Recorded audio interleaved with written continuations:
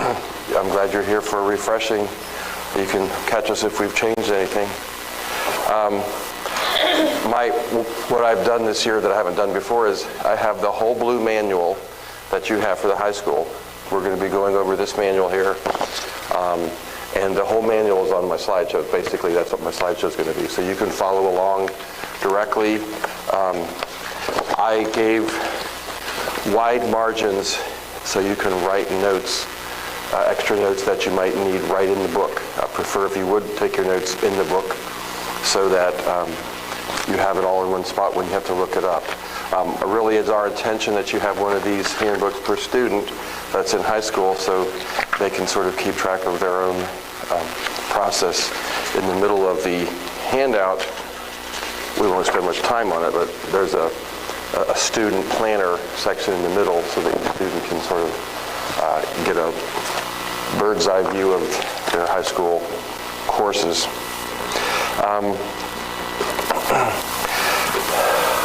I have 80 slides and 80 minutes.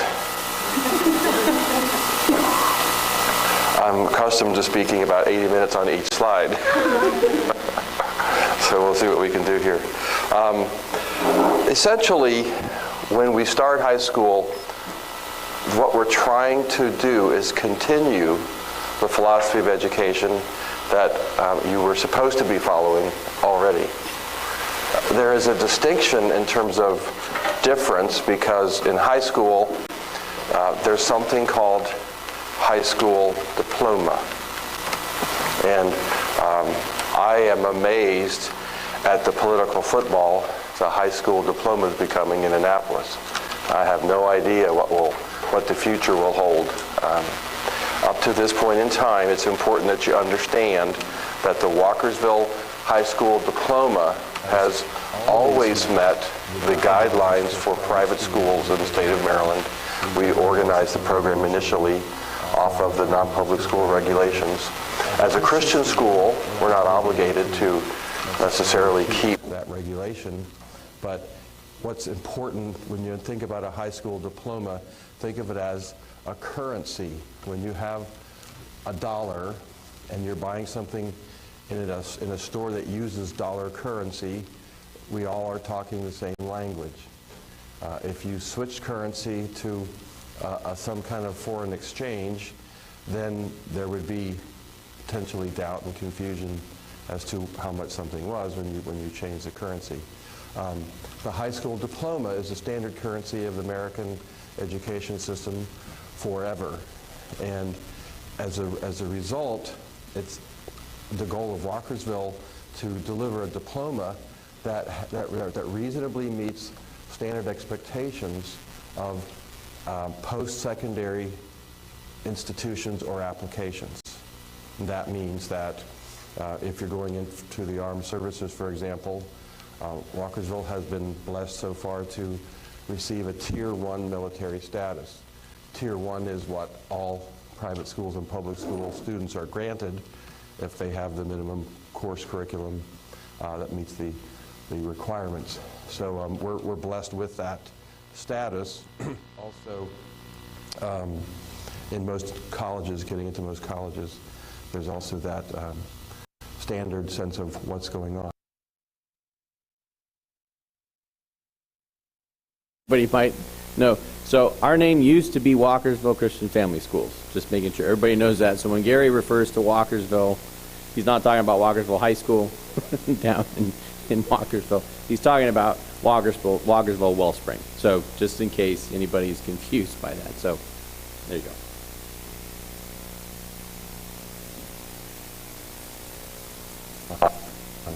Now, it's important to pay attention to the discussion because we have constructed the diploma to meet a broad spectrum of student needs. And therefore, we have options for students of taking certain kinds of courses that would satisfy a diploma. The thing that we try to use as a primary guideline in all of the application of high school credit is if we're calling something Algebra 1, then on the transcript, we want that Algebra 1 course to mean Algebra 1 in the terms that everybody else thinks Algebra 1 means. So if you're taking a course called Algebra 1, but you're really doing Algebra 1/2, or you're doing Introduction to Algebra, or future imaginations of what I might dream of doing in algebra, we will adjust the title of the course accordingly so that when you have a transcript that says Algebra 1, it's the same currency that people use. And so that's the significant point of reference. Many colleges have requirements for entrance. College prep diploma, I hope to repeat this as I go through it, but a college prep diploma usually implies that your electives are used for certain things, like instead of the minimum 2 math credits that we require, a college prep diploma usually requires 4 math credits. The same thing goes for science. Instead of the 2 sciences, there's the 4 sciences. Instead of the 2 social studies, there's 3 social studies. So there's a little bit more focused study when you want to have a college prep orientation to your diploma, and you need to be responsible for that understanding as you go through the development of a plan of course for your children. On the other hand, college prep diploma also requires, many colleges require 2 years of a foreign language from high school to get into that college. So those are the kind of things that you want to keep in mind. Because educational institutions are available by the thousands, post-secondary education institutions, it's probably helpful if you have some idea of the institutions that you might be interested in to do a little bit of homework ahead of time to make sure that particular courses that your son or daughter is going to be taking would be satisfactory if you have something specific in mind beyond that. That gets me back to the introduction here. We're a homeschool ministry. We have been a homeschool ministry in the entire course of our operation, and we really value what God wants to do in the home, so that when we change your elementary program to a high school program, though we began the torture in the junior high, I guess, when we change that program over, the idea that we're after is that we recognize that the objectives that we as parents feel are appropriate for training and developing our children, those objectives can be structured and organized in a standard way so that high school credit can be received for the types of activities and courses that your student is taking.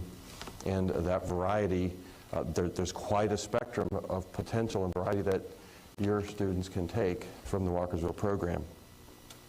I'm going to let you look at that thesis there. I'm not going to have time to go over it. I'm over my slide 1 allotment. But it's important that you understand, as we go through today's lecture, Walkersville is focused on individual plans for individual students as much as possible. And one of the important things about an individual plan, then, is that every individual child needs to be evaluated, and the parent's role, especially, but we're really trying to encourage the father's role. The parent's role is significant in prayerfully discerning the particular direction and opportunity and bent that that particular child is going to be training for. So when you look at some of the features of our philosophy, I'd like to point you to this particular slide. However, I'm not going to be able to go through it because this is actually just something to meditate on. But here are several things that the home reflects. And the curriculum that God is going to use in your home is more important than the diploma you're going to hold in your hand when you're done. And when we say at Walkersville we want to treasure God's design for the family, we also want to treasure the whole dynamic aspect of what the home can bring to a child. And so these are some of those express ideas that we have as a school relating to the kinds of things that God is doing.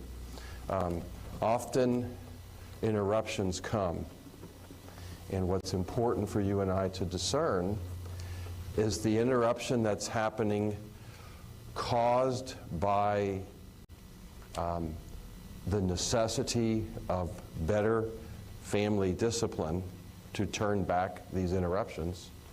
Or is the interruption something that God is allowing because He has an agenda that He's trying to put into our life that is different than perhaps we had in mind? And so it's important for us all to reckon with the fact that we all have interruptions, but at the same time, we must be careful in terms of discernment as to whether they're interruptions we need to govern by better discipline, or if it's an interruption that we have to respond to and change our course of action.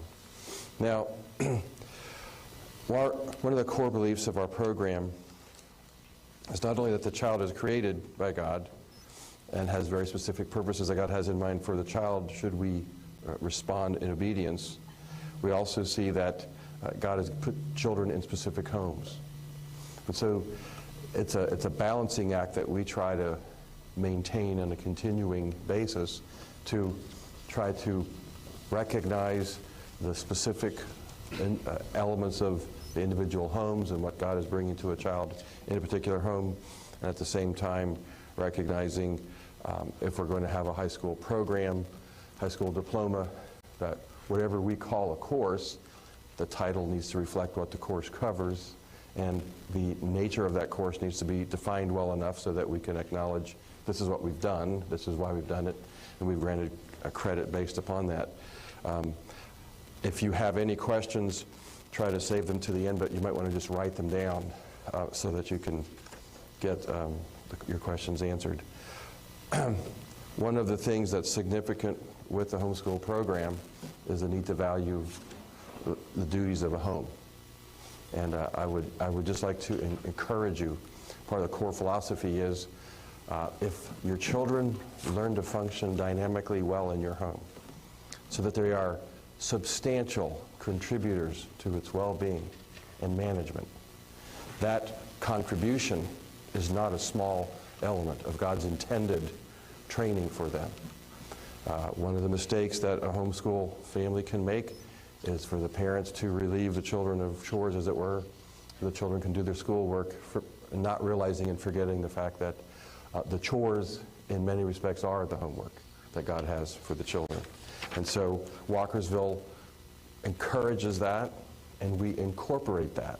And you'll get to see some of those mechanisms, but with Christian service and work study and home ec and those kind of courses available, we make the most of those types of opportunities as we can. In your book, you don't have this title. You have Family Honoring Standards, but I just wanted to sort of accent the concept of father, and since I was making the slides over, I thought I could change the wording. There isn't that much wording change. I think this is the only word I changed in the manual. But Father Honoring Standards, it's real important that you understand it appears that there could be tension between your home and our school, our administration, but it's not our intention to have any kind of stress or conflict between us. What we want to do is recognize that fathers have the priority of responsibility for making the decisions relating to the children. Now, by fathers, I'm not excluding moms. Obviously, in most cases, moms not only carry out the details, but they usually have a lot of input in terms of what's going to be taking place. So, to the degree that we have a need in homeschooling, we have a need to include dads in a larger way. So, it is our intention to try to demonstrate that tangibly in the manner in which we conduct the high school activities. And so we do have several strategies that relate to that. First of all, we like dads being a part of the oversight. And when you receive your, well, I'm going to say this and I'm asking David if he'll listen carefully to me so we can sort of just double check. We put systems in place and then sometimes they fall out of place and I don't know it. But when you receive your home visit announcement, there's supposed to be on the back side a set of guidelines for dad. And what we like is for Dad to do a home visit before we do a home visit. And when that occurs, several things happen. First of all, Dad's brought into the center fold of the accountability, and it's really important to Walkersville administration that the guy that gets hit the hardest administratively is the dad. And our interaction is with the dad. And our interaction with the moms, we would like to have that as much as possible, the least kind of tense or awkward element, because your husband is in charge, not us. And you're answering to your husband's direction, and your giving an account to us really needs to be under that umbrella of your husband. So a practical tool that we've found tremendously useful is to have the fathers do a preliminary home visit, get everything ready for the visit, and sort of drop a little summary, and then there's the capability of presenting that information. Even if Dad can't be there, it's presented under the authority of Dad and has a very significant impact both for us, for the sons and daughters, and hopefully for the whole family. I think the only thing I also want to add here about the portfolio review meetings, we're hoping that Dad will be part of the family in a regular way in terms of worship and giving instruction. But in case this has not happened yet in your home, beginning in junior high, what we like to try to do is have the students present their work directly to the staff for the junior and senior high school, so that the students have ownership, so that the accountability for their diploma is on their shoulders. And again, we relieve the moms of unnecessary interface, as if, we're going to be scolding you. That's not going to happen. It's not our job to scold the wives. Our job will be to look to your sons and daughters and say, well, this was the plan, this is what you've done, this is what you haven't done, and if you continue at this rate, when you're 97, you'll graduate. Compulsory attendance. I want to touch on compulsory attendance laws. The compulsory attendance law. First of all, that's one of the big issues down in Annapolis this year. Today's like the fourth compulsory attendance bill I'm testifying on. But basically, up to this minute, compulsory attendance involves children up to age 16. And so what it's important for you to understand is whatever the compulsory attendance law says, due to other regulations and implementation of that law, your enrollment in Walkersville theoretically satisfies compulsory attendance laws. Your compliance with Walkersville actually satisfies the attendance laws. So what I'm saying is your compliance with attendance, as long as you're keeping up with the program that we've organized together, as long as that program is in conformity to our philosophy and we have it spelled out up front, know what we're talking about, your compliance with our program is compliance to the compulsory attendance regulation. Academic excellence is a term that sometimes causes some consternation. I was recently accused by a mom that's been in this program a long time that seems like we're always harping on academic excellence. And I wasn't quite sure what she was meaning, but I think there's a little bit of a strain often between the manner in which a home functions versus the manner in which a classroom functions. And so often moms feel like the term academic excellence means we've got to turn our home into the model traditional classroom for it to be excellent. That isn't really what we have in mind. A couple things to point out here real quickly. We do have systems of communication. One of the most important parts of excellence in your program is to communicate with us. Actually, the only time we really start having things fall apart is when we lose contact, we lose communication, and you don't follow through. Also with that, we have standards of achievement. Now, that's twofold. Number one, Again, like I said earlier, if you're taking an Algebra 1 course, there's something that generally is acknowledged to be Algebra 1. And if you're taking that course, we're going to want you to complete and satisfy that course in the standard that any minimum achievement would be considered having finished the course. So that's an important consideration. Number 3 here, strategies for learning is based upon unique gifts and opportunities for each child.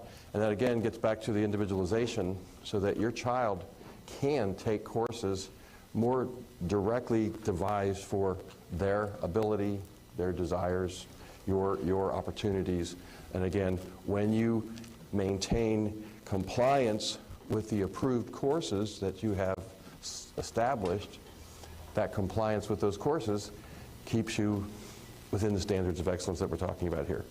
And then hopefully you'll take part in the support services that we have, which includes not only the home visits, but just a reminder, always and any time you need a sit-down appointment, especially at the office, that's available. We sometimes can meet you out on the field or at a workshop, but probably the number one complaint over the years is people say, well, I didn't want to call you because I know you're so busy. And actually, since we are so busy, go ahead and call us so we can schedule in managing what's going on and what the needs are. Don't make it delay so that when it finally comes up, it's more of a crisis, and then that's a little bit more difficult to squeeze in. If you're pursuing graduation, then completing these requirements helps a father organize or a parent organize the specific goals that you're going to be pursuing for your children. And we'll get into that obviously in a significant fashion. Just a few of the colleges and universities that have accepted our diploma in the past years. Now we're going to start with a little bit more discussion directly on how to earn a high school diploma. And essentially, you earn a high school diploma by developing an individual curriculum, and that curriculum will, with our assistance, satisfy graduation requirements. That's the narrow expression of it. Obviously, it's going to take a little bit more time than that. Each child's course of study will be selected from a variety of courses, and we'll be going over them in as much detail as possible. But these selections are based upon the child's needs and interests. And so it's important to understand that the graduation requirements give us a structure of minimum coursework. But when we're looking at the fullness of the student and the opportunities available to the student, we're hoping that each individual student has a plan that is broad and hopefully broader than these minimum requirements. While we require, for example, 21 credits to graduate minimum in certain areas, it's probably unrealistic to think that you can finish a homeschool high school diploma and take advantage of all the unique opportunities available to your son or daughter and taking into consideration some of their needs without having a lot more than 21 credits. And it's very easy and very common for Walkersville students to have quite a few more credits than just 21.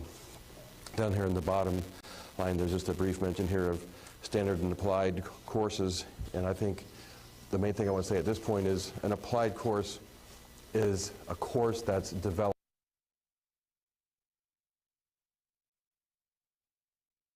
videos.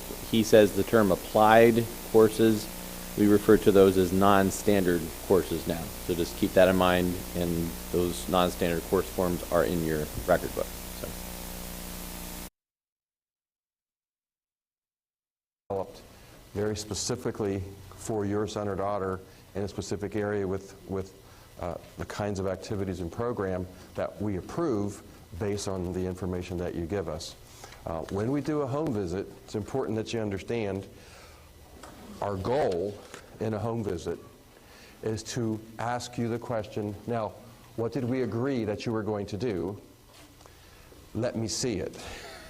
Let me see how you're doing that, okay?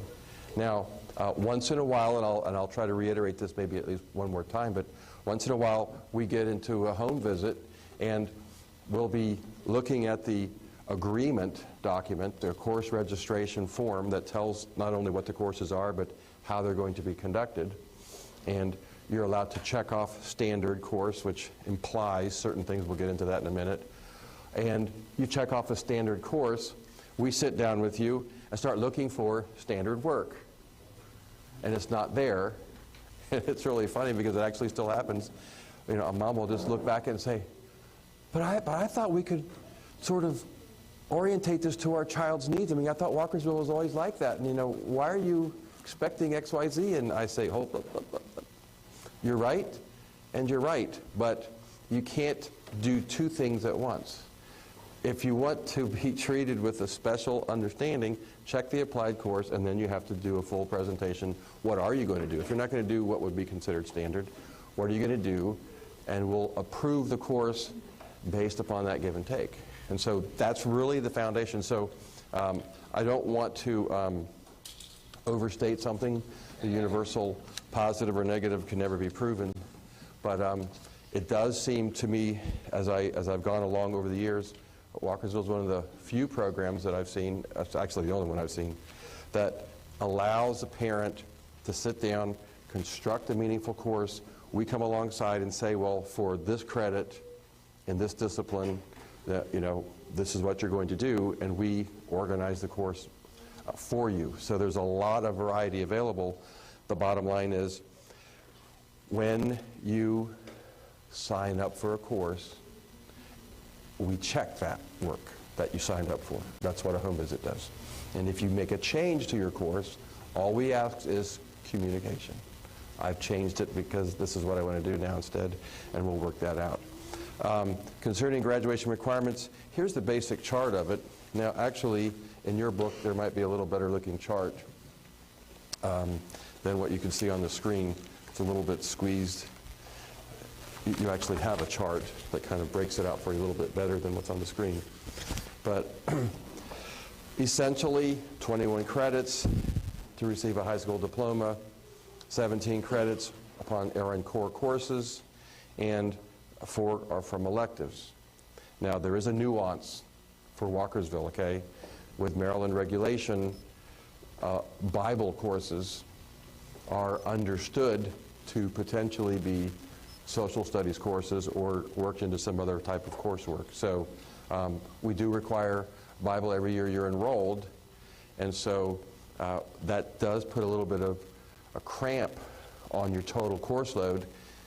So you either have to take more than 21 credits to get some additional work, or you're going to use some of these Bible courses very specifically to get some credit area in another course as well. And I'll show you all about that in a minute. So here's your basic structure, and this is again current at this point in time. As a standard rule of operation, whenever there's a change in the curriculum for a student graduating, let's say that we were going to make a change. We make it, for example, today for the incoming 9th graders, and it's their diploma that's affected. But if you have, let's say, now we're not making any changes today, okay, just to not confuse you. But let's say that we were making a change and you have another son or daughter, say in 10th grade or 11th grade, and you're saying, well, the graduation requirements changed. Well, the older student complies with the guidelines that they enrolled in 9th grade with. And those enrollment standards continue on to the year of graduation. So any change we make is to the incoming freshman class. Now, this is probably the most important definition about a high school credit for the Walkersville program that there is. We have something that we're calling a Carnegie-styled credit. Now, a Carnegie credit, it's a Carnegie unit, basically 120 class hours to equal a course in a standard classroom. Well, we don't have a standard classroom, and neither do we have standard hours in homeschool programs. So in order to try to take the simple idea of a Carnegie unit, transpose it onto a homeschool program, this is the definition that we've come up with. we have something called a QSU, Quality Study Unit. So instead of using an hour lecture rating, it's a qualified study unit. And if you have 120 QSUs, or qualified study units, then you get a credit. Now, the thing that is frustrating to almost all homeschool moms, and probably all the fathers too, is the theoretical discussion of a QSU when it comes down to a particular course that you're taking. Sometimes you can mark in your student log the number of QSUs that you accomplished in a particular day, and we'll try to go over that if we can. And some of the courses are a little more straightforward, and you might feel a little frustrated. Well, why am I worrying about all the individual QSUs when I'm specifically, I know what I'm doing. And so I would like to say two quick things about the QSUs. Try to cooperate. The importance of having a clear standard is that that's the only basis for us to be consistent. So that when we approve a course for you, if we approve it for a 1-credit course, the office is constantly establishing the standard of 120 QSUs. What does that mean? What does that look like? We actually could take any course apart and divide it up into the individual single QSUs that equal that course. But when we organize it and plan it and present it and get functioning with it, you may not need to be thinking precisely in a QSU every minute of the day, which is fine. But it's a necessary evil, because this is how you have a meaningful credit. It has to have some basic standard that doesn't change, and that's what this is. So essentially, if it's a standard course, it's spelled out in the standard course information. If it's an applied course, we sort of work out the agreement between us. But in the end, the school registrar does reserve final say over what equals 120 QSUs for a particular course, or what equals 60 QSUs, or whatever. So here I want to just point out the tension for a moment. You may not agree that, well, I think it's worth more than 60 QSUs. I think that's worth 120 QSUs. In fact, I think it's worth 200 or 240. You might have a strong opinion of what the value is. Don't confuse the opinion of value with the understanding that we're going to let you do the type of courses that you feel called to do as a parent. So what that simply means is if you're presenting a course and you're doing something that we're not going to give you the full credit for, the question isn't, did we nix your course? No, the question is, well, what would you have to do to get it up to the level of credit that you would like to have done? So we're talking about a negotiation process here, where we make sure that the minimum amount of work has been accomplished in the course of establishing the course and then following it through. Now, I'm going to kind of go quickly through this area because it's not really going to affect you a whole lot unless you know that it affects you, because you've already taken some courses and have 8th grade credit, 7th or 8th grade credit. But this is part of standard policy. When you're in junior high, it's possible to take some high school level courses like Algebra 1 and to have that checkoff, as it were, that Algebra 1 course is completed, so you don't have to take it again when you get in high school. What happens is when you take a high school course in junior high and get credit for it, those credits don't go towards the 21 minimum credits to graduate. Those credits simply go on top of that. But it allows you to have a deeper academic curriculum during the course of your high school. So if you took Algebra 1 and Algebra 2 in 7th and 8th grade, then you could start in your 9th grade year with trigonometry or advanced math or some other form of next level of math. So that's the intention of it. And again, just for your information, almost all of these policies that you're seeing literally are practical applications of the Maryland regulation back when we formed the school 25 years ago.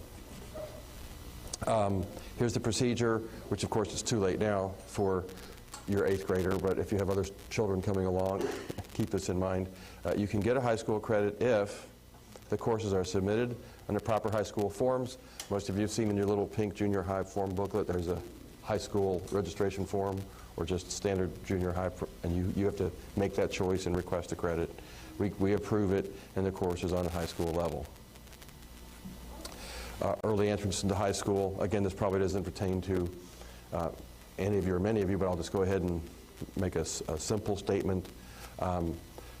If a child wants to skip 7th or 8th grade and go into high school early, in order to do that, they have to take the test that's going on right now to demonstrate they're capable of doing high school work. And then the official mark of a 9th grader is that they're taking 9th grade level English in terms of, so if you want to enter into high school early, then you're going to take remedial courses.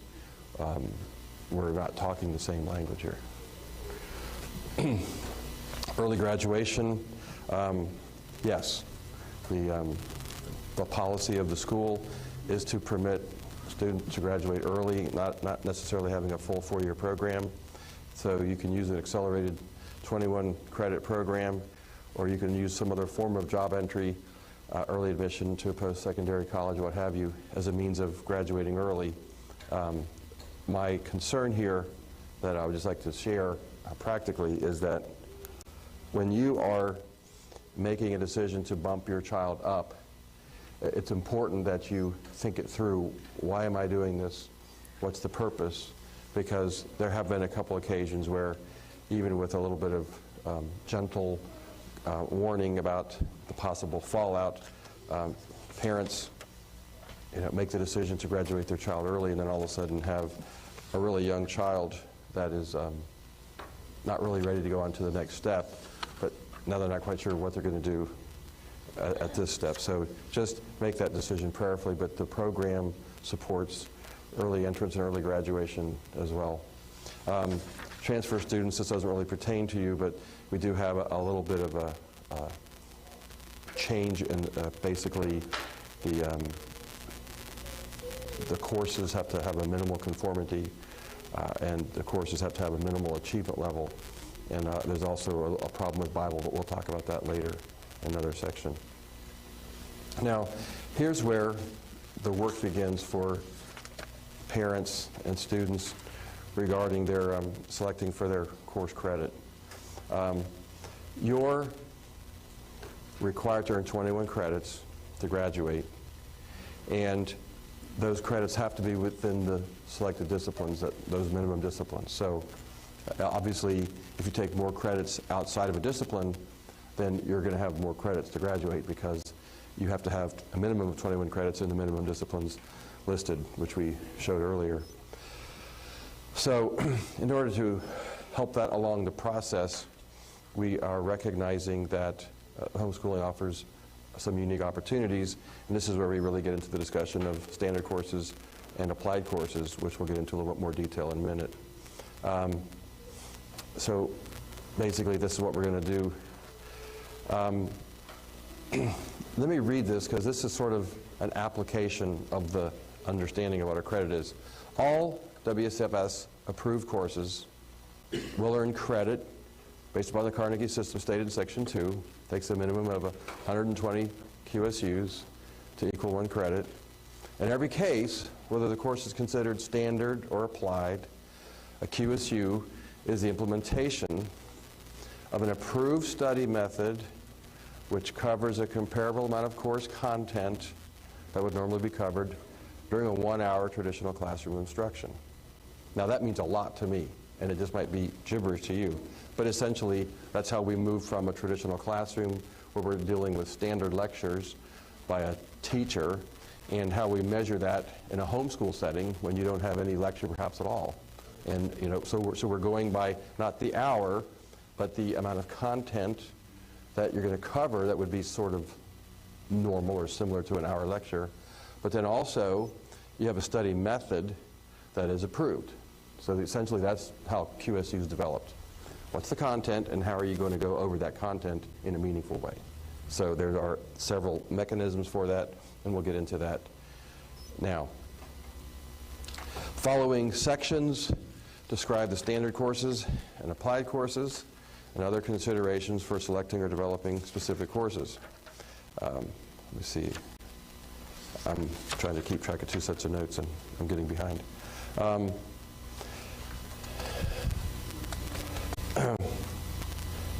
I think that I'm confused where I am. Okay, here we are. All right. This is probably, this is the most misunderstood chart in Walkersville. This is going to appear under applied courses with a modified understanding, and you get the 2 confused, okay? So let me explain. This is basically the description for credits as it relates to QSUs. 120 QSUs is 1. Half of that, of course, is 60. That gets you half a credit. A third of that is 40. That'll get you a third credit, and 30 QSUs is equal to a quarter credit. So that's basically how we measure whether a course is worth a half a credit or a quarter credit or a whole credit. Now, you can get non-traditional credits, and again, this is part of this actually is right out of the regulation, but there are many ways to construct and get that particular QSU.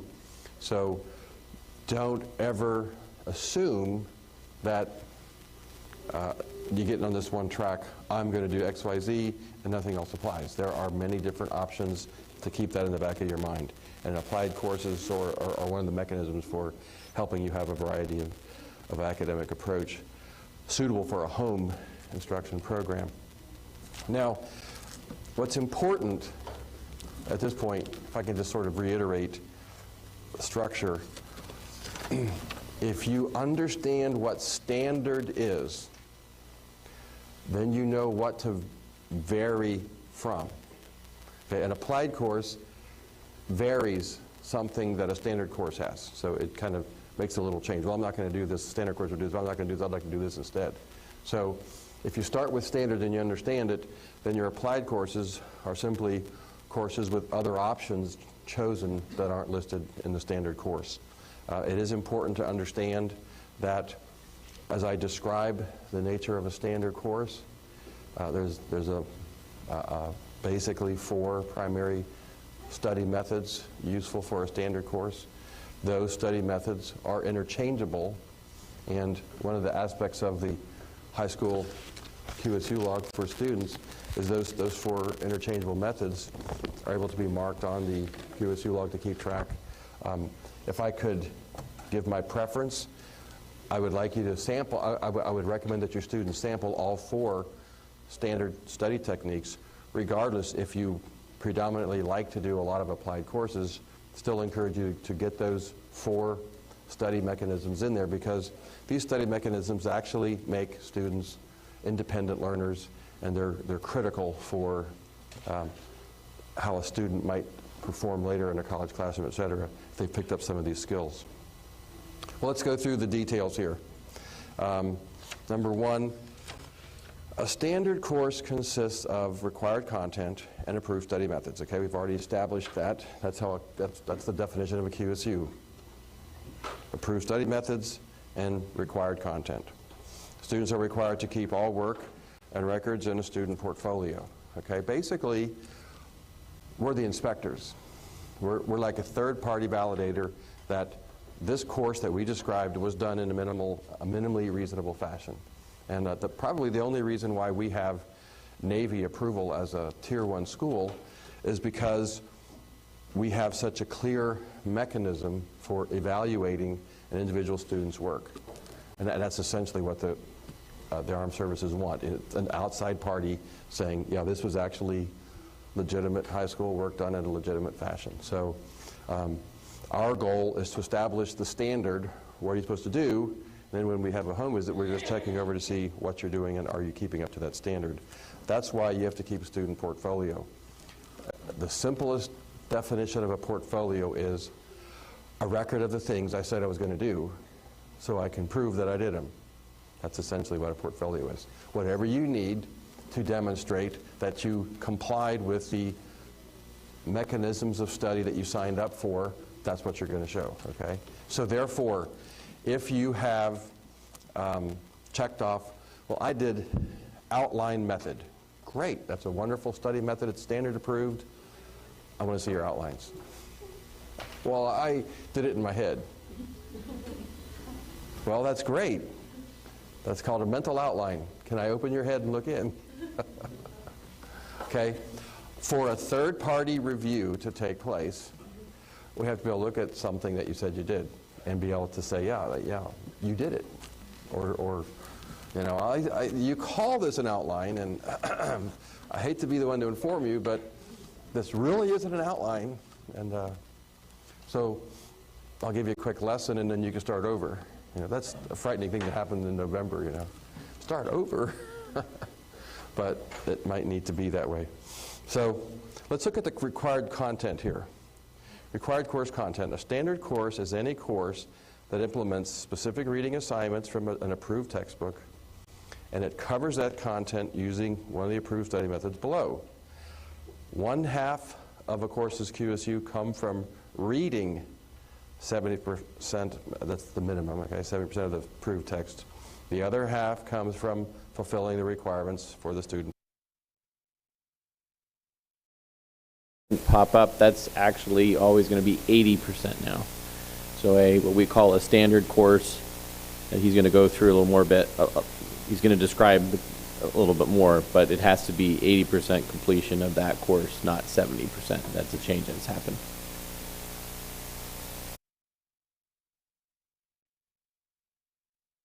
Portfolio.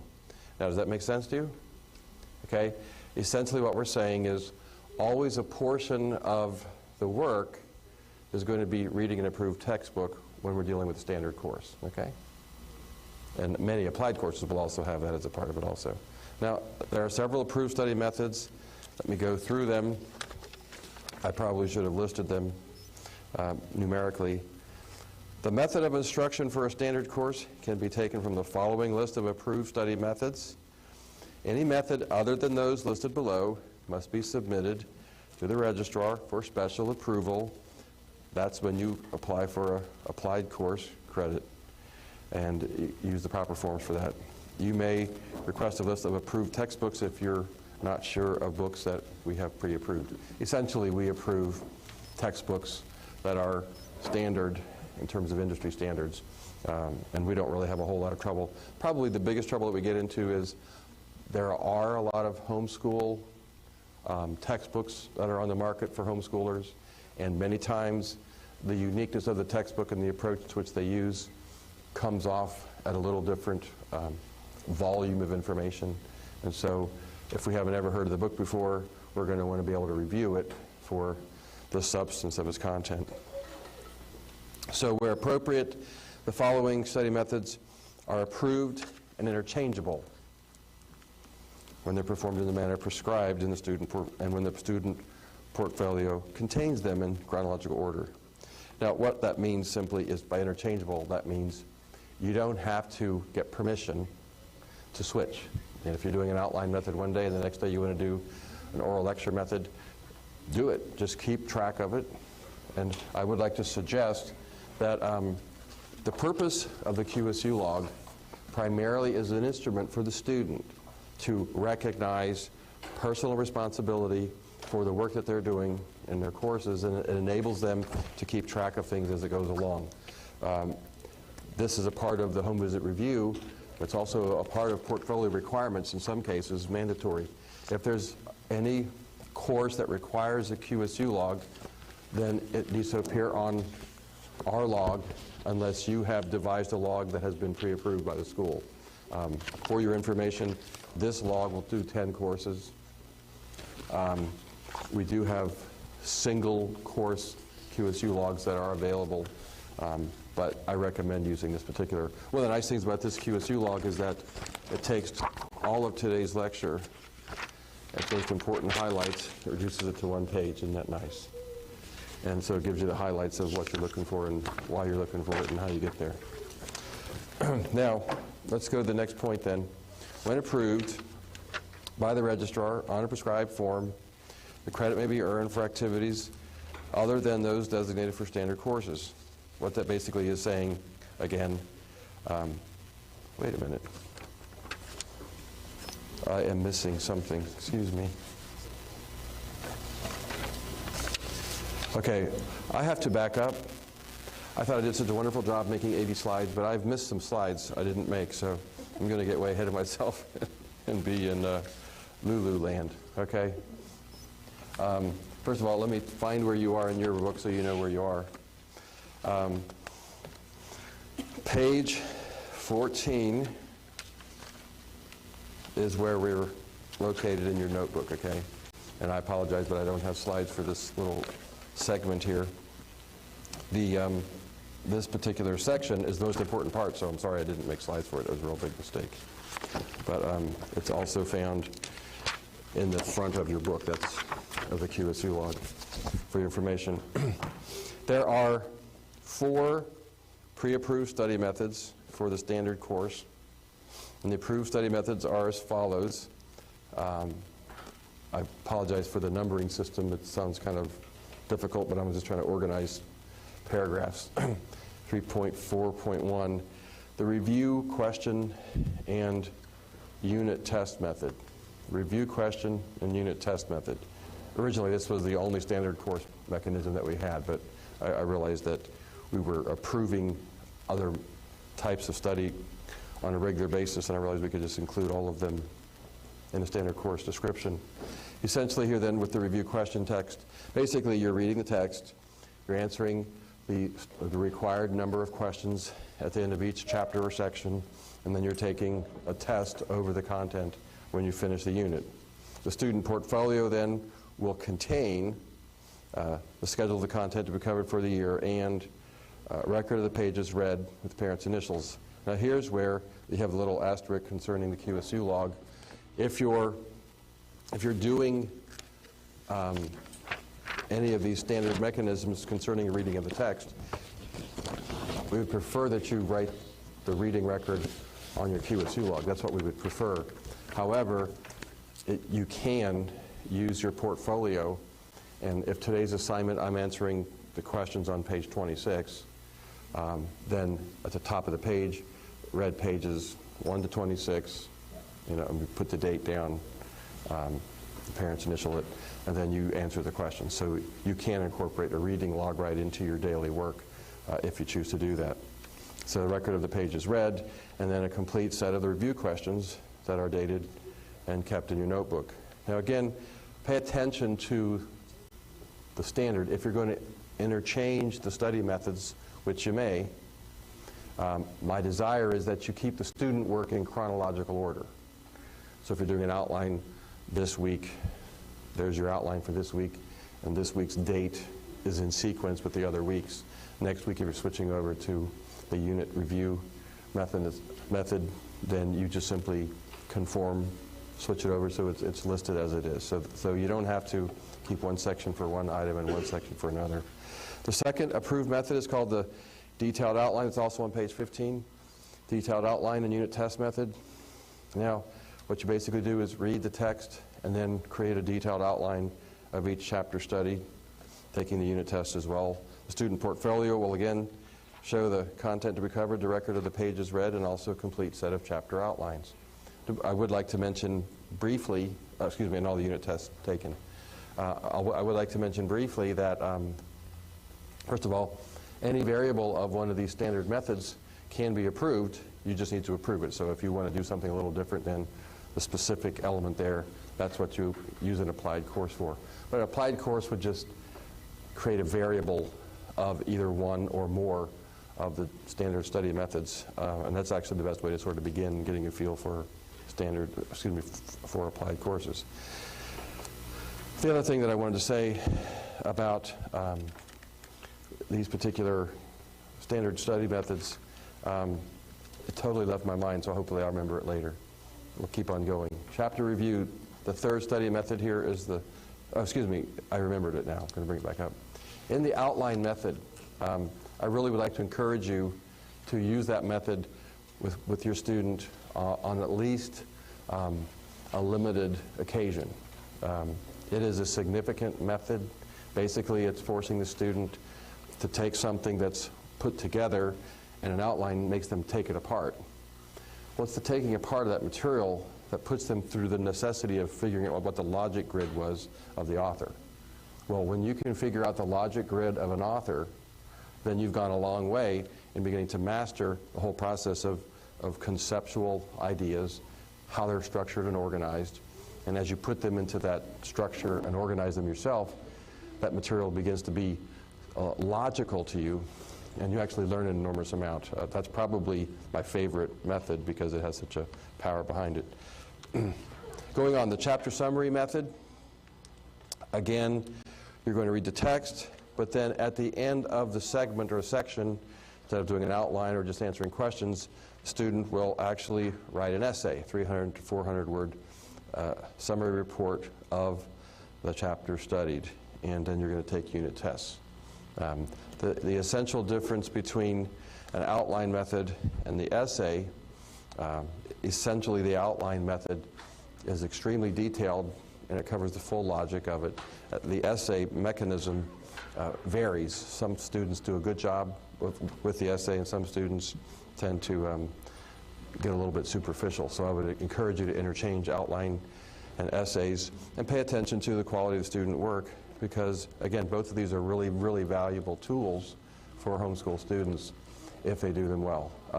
I do not want to underestimate the significance of how useful these tools are for students, especially in a home-taught environment.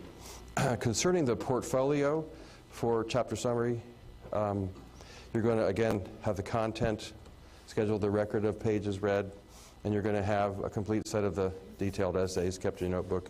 Again, on all the tests that you've taken will also be in your notebook. Next point, fourth area. Fourth area is going to be the read aloud lecture and unit test method. Now, this method is the only one that doesn't have a lot of writing to demonstrate. And so this method is absolutely necessary to incorporate into a QSU log so that you exactly have in your record what you covered that day, how much time you spent covering it, and the nature of the discussion. You read the text out loud with an adult tutor. That's the preferred element. Review all questions orally and vocabulary orally with the tutor to ensure comprehension, and then you take the unit test. Now, the chief item then for review is, notice the portfolio has a completed QSU log showing a record of pages read besides the unit tests and the schedule of what's being covered. So now there's a temptation here, probably on your part, to say, well, you know, this sounds too hard. I mean, I don't have the time to sit down and read with my student. You know, I've got a lot of students that I'm dealing with. A couple things that I encourage you. Please, if you're going to do the read aloud lecture, always include the whole family in it. Take your oldest child and deal with them and include everybody else, because it's probably the most powerful tool of all the learning methods. And I'll tell you a little interesting story that I heard from Bob Jones years ago concerning this particular method. There have been programs called PACE programs, and a lot of Christian schools have used them, especially when they have very low budget, they can't really afford a lot of teachers, they don't have a lot of students, and so to manage all 12 grades or whatever, some publishing companies have come up with educational material that's produced in what they've called a PACE. You have 10 or more PACEs. Alpha Omega is an example of them. There's some others out there as well. And so what happened in these classroom settings, basically the teacher would be a moderator. And if it was a really big classroom, it might be almost this big, but all through the room, there's these little individual study cubicles where each student's able to sit at work and do the work that student's doing. There's not necessarily any bell ringing going on. The student does different courses at different times on their own, one by one. Bob Jones always reviews the incoming freshmen on a periodic basis. They are always looking for just comparisons of the type of student that does well in their academic environment. So at this particular time that the story I'm telling you about, homeschooling hadn't really been going on for more than a couple of years. So the Bob Jones evaluation went along the lines of comparing public school, Christian school in a traditional sense, and then these Christian schools that were these PACE programs. And they were astonished that the Christian school students from the PACE programs were the lowest performing students when they entered into freshman in college. They couldn't handle the classroom environment, they couldn't handle content, and it was, and they thought it was kind of remarkable because the textbooks were pretty significant textbooks, etc. And so they did a little bit exploring, and they believed that the particular reason for even the public school students doing better than these Christian school students taking the PACE, but the biggest reason was probably the fact that students need a little bit of auditory conceptualization to get that material in a window that's a little more permanent for the nature of the student. And if a child's just continuously looking at information on a paper, writing a response to that information, and going on, which the PACEs sort of were on that basis, the capacity to retain that information is potentially very significantly low. I thought that was an interesting report because just prior to that, a couple of years before that, I've been teaching school for 10 years in a Christian school, more traditional method in all 10 years. However, in this 10th year, I guess I was getting more relaxed and more explorative, and so I decided to try something which I called the read aloud lecture. And I use this method with my 8th grade students.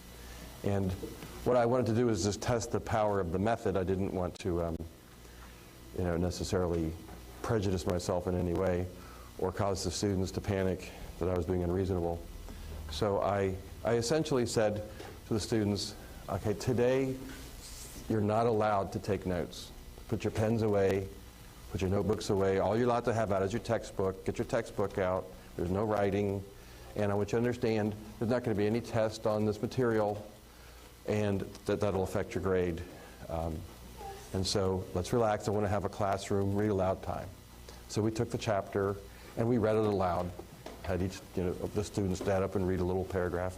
We discussed it and, went through the whole chapter.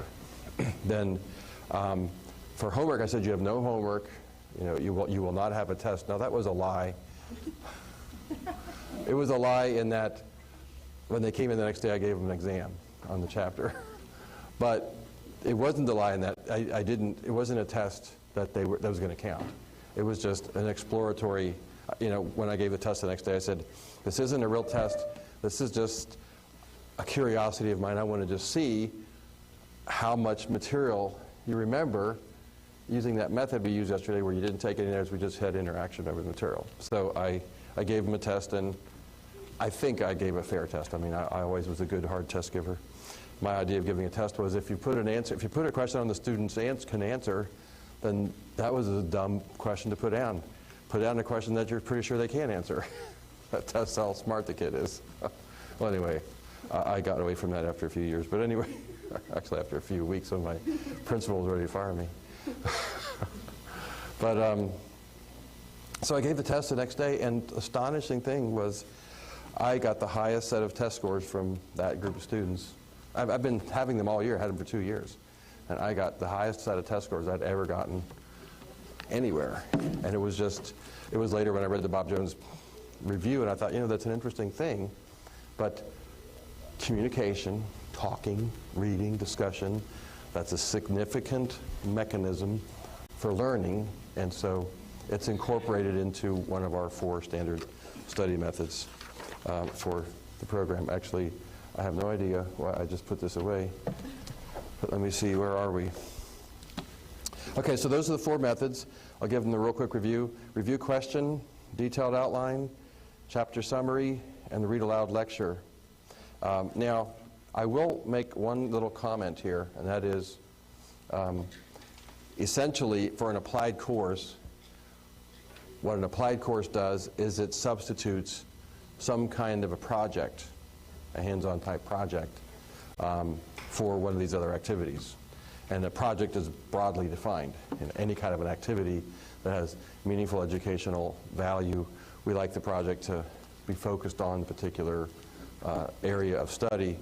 But here's a little thing to put in your notebook somewhere. I approve as a standard practice the periodic singular use of an hour-long project when it's on topic, when it's on target.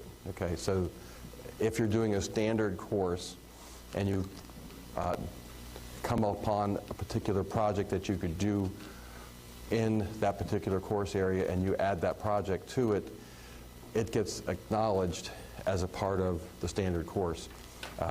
Where you have to have the course approved is when you have a substantial project. And so when we get to the definitions here, going on here, applied course defined. Hopefully you're writing all your questions down, and I'm sorry that I'm going so lickety-split. So just a clarifying comment. So he's just gone over the 4 study methods, and in some ways you might be thinking, oh man, now I really got to think hard about whether or not we're incorporating those study methods. The fact of the matter is that just about any standard course that we approve is already structurally utilizing one of those approved, or usually more than one, in the structure of the actual, design of the course. So some of you here are, for instance, using the Ignition program. The Ignition program is already utilizing a lot of these, approved methods within the structure of the course, or if you're, doing another one of our approved courses. So just keep that in mind. Like Gary said earlier in the program, you can be using many, 1 or 2 or 3 or 4 or a mixture of these as you're doing a particular course. So don't stress too much about it. If it's a standard course, it's already going to have a lot of these kind of components in this. It's really going to be the non-standard courses, which he's about to talk about more, what he refers to as applied courses, where you have to be a little more specific and intentional about, okay, this is how we're going to be doing it, etc. So just keep that in mind. Go ahead, Ruth.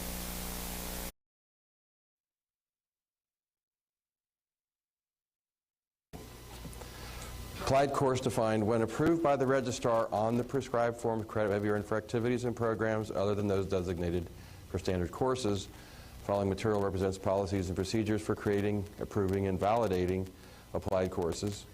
An applied course consists of required content, approved study methods. Students must submit requests on the applied course description form, and they're required to keep all their work and records in a student portfolio. Required course content for an applied course is the following: any course that implements a project or real-life experience as a major instructional component. Now, that's a legal definition, I'm sorry, and in the end, I get to interpret it.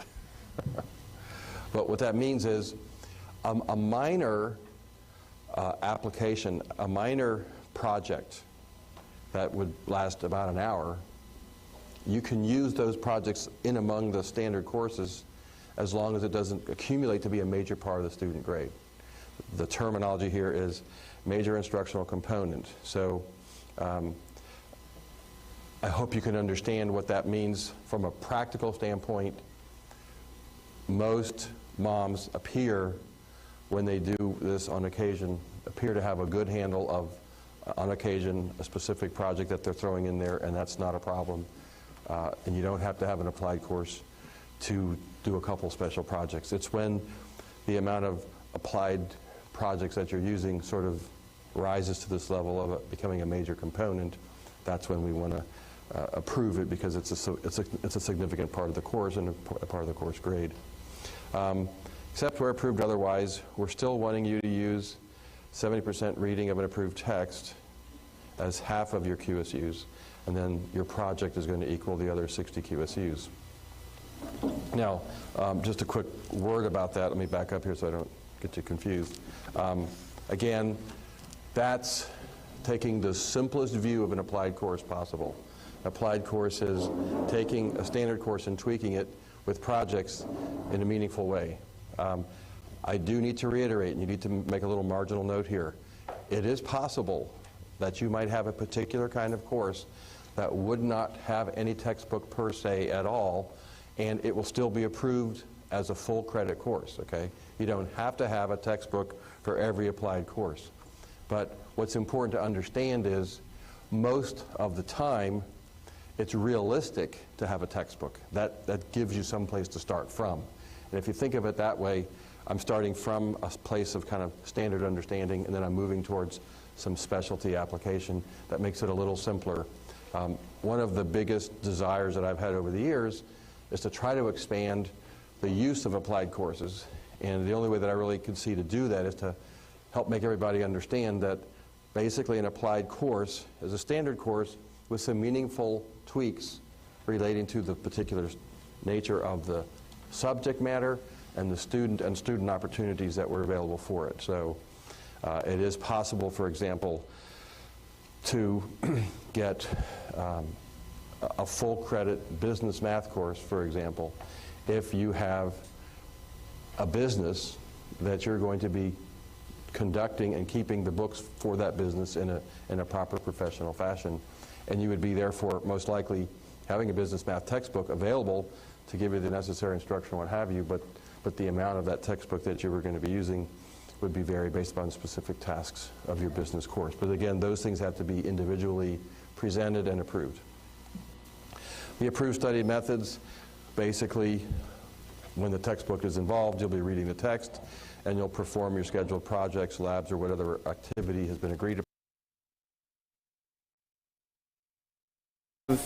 In our updated high school handbook there, you see that we have a couple different types of approved, or I'm sorry, a couple types of non-standard courses listed, and he's speaking primarily about number 2 and number 3, you know, where he even said you may not have a text in your approved, I'm sorry, in your applied, now I'm using all the terminology. You may not have a text in your actual non-standard course at all. So just a comment, that first one we have described there, almost standard. You heard him say earlier in the lecture that there is a lot of, especially on the homeschool market, there's a lot of curriculum that's been developed. It's good curriculum, but it's curriculum that we potentially have not yet reviewed, okay? So, and while we're at it, everybody, because he's not going to refer to this because this wasn't in the high school handbook back in when this was made, but if you go to the very back of your handbook, you're going to see something called a quick approved high school textbook reference guide. Does everybody see that? It looks like this.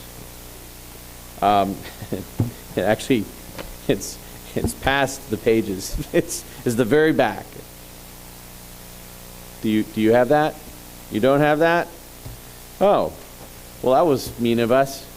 You should have it. We'll make sure that we get extra copies that have it. But anyway, that's frustrating that you don't have it.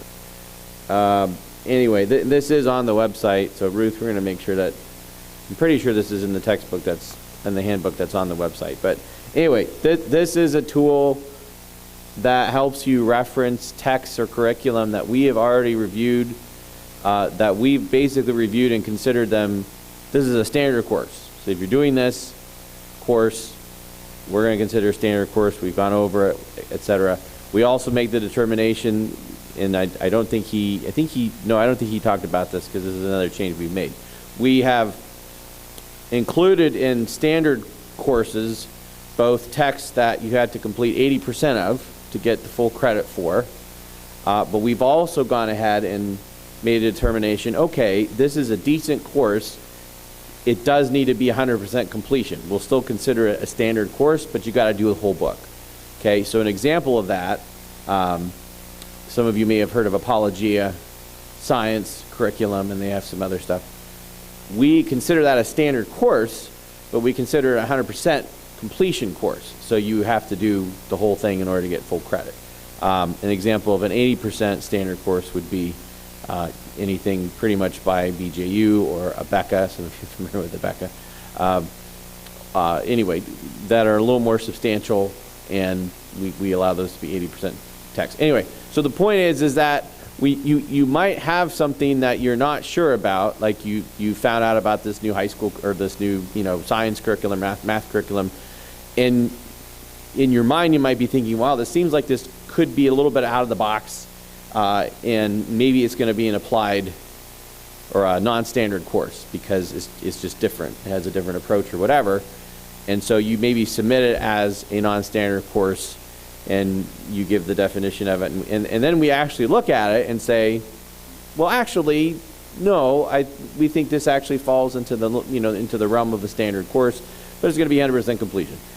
And that's kind of what we're talking about when we say maybe it's an almost standard course. It's just basically it might be something we haven't approved yet. And so if you're not sure, you can certainly ask, and you can submit it as a non-standard course. And if we think no, that really fits a standard course description, we can move it over and adjust what you have to do for that. So, and I'm sorry, we'll make sure we'll get you guys the textbook reference guide. We're trying to update that as much as we can too, because we're always getting new courses that we're reviewing. So.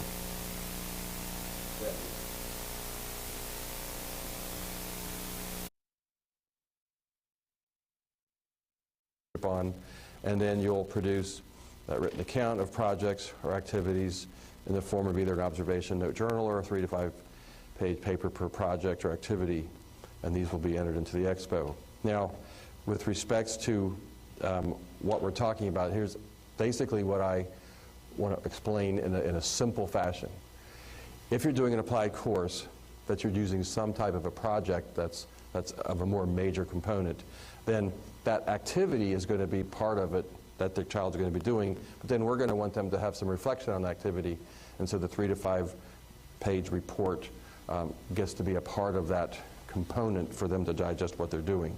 There are occasions when that 3 to 5 page paper isn't necessarily going to be required, but again, that's on the individual request because of the particular nature of the course and the other things that the student's doing. Okay? Proof study methods continued. Students shall participate in a meaningful activity, a work practicum, or will complete a project that is related to the subject's content area. Study activities may also include, but are not restricted to, approved study methods listed for standard courses. What that basically means is you can modify, instead of having 60 QSUs of applied activity, you might have 30 or 20, but you'll still be a major component, and you might have other techniques that are still being used under the standard basis.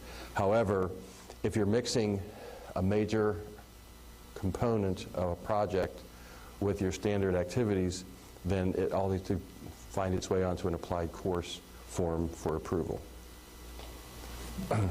Continuing, a student portfolio will contain the following items: copy of the approved description, record of the pages read, if a QSU log is not required, otherwise that would be in the QSU log, and a journal of all the entries written or prescribed, dated, and kept in a notebook. Usually a QSU log is required. There are occasions, though, that the nature of the project is such that you're producing some form of a written product document, whatever, and that's sufficient for keeping track of your reading and demonstrating completion of the course. Again, here's where we get into trouble. I already showed you another page of what a QSU equals. And now here we're mixing in something called clock hours. And this does confuse people. Again, sometimes there are courses, and the specific applied course component, one of the requisites of that applied course is so many hours spent in doing some kind of a work practicum or what have you, okay?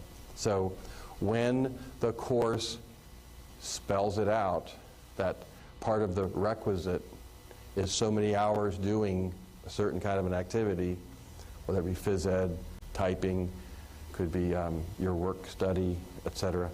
When you have a time component that's tied into the applied course, then we do have a comparison of 1 hour, 1 clock hour equals 120 QSUs. Now, let me explain though, this is not a general application.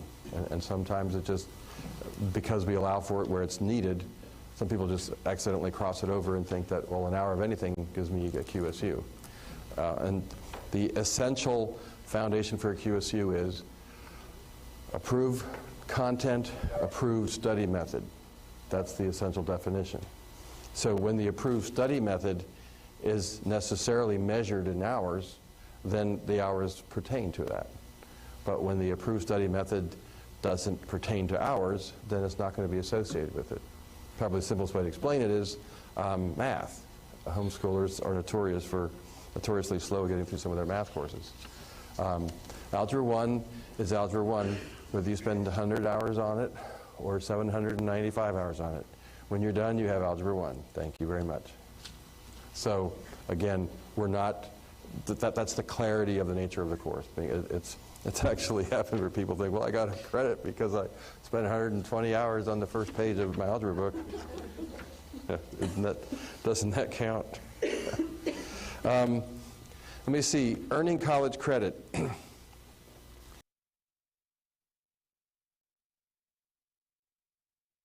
Confusing. So you had to kind of go back to what he said contextually. What a QSU is it's us trying to quantify what a standard, he used the word Carnegie credit, the idea of, time spent in the classroom along with the assignments, or I'm sorry, just for what they call the seat time, or the time in the classroom, and trying to replicate that into the homeschool environment. So we basically said, come up with the idea of a QSU, a qualified study hour, being comprised of, like he said, both the content of the course and in some instances, the amount of time that you're actually spending or logging, whether that's in a project or something else.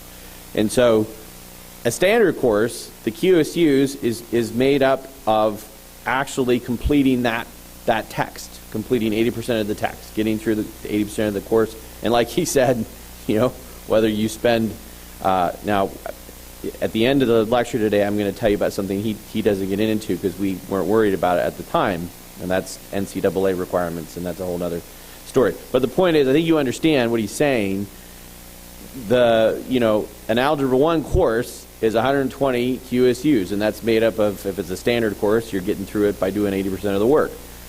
If you spent 5 years, getting through your Algebra 1 course, we're not going to give you 12 credits for your one course. Absolutely not. It's still 120 QSUs based strictly on the fact that you got through it. Now, he said there are some courses that are strictly hours based, which is what your page 13 chart is actually supposed to be saying, and we should probably clarify that a little bit because this doesn't apply everywhere, but there are certain courses, mainly non-standard courses, that I'll just use. The really best example of this is physical education.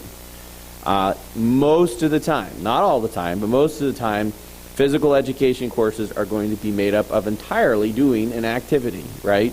So if your child jogs for 30 minutes every day, they have to track that in hours. In order to get a whole credit of PE, it's 120 QSUs, and those QSUs are made up entirely of hours. So that means you have to log 120 hours of jogging in order to get your whole credit. Okay? Now, you could potentially design, let's say you're going to design a physical fitness course. And the physical fitness course includes both an activity. We're going to jog for 15 minutes every day, but we're also going to read this nice little book that teaches us about how to keep physically fit. And so you would say, in this case, 60 QSUs, so half the course, is going to come from us completing this text. And the other half of the QSUs are going to come from actually doing the activity, in which case you'd have to log 60 hours. So it can be confusing, but I think hopefully it's coming through pretty clear. All right, go ahead, Ruth.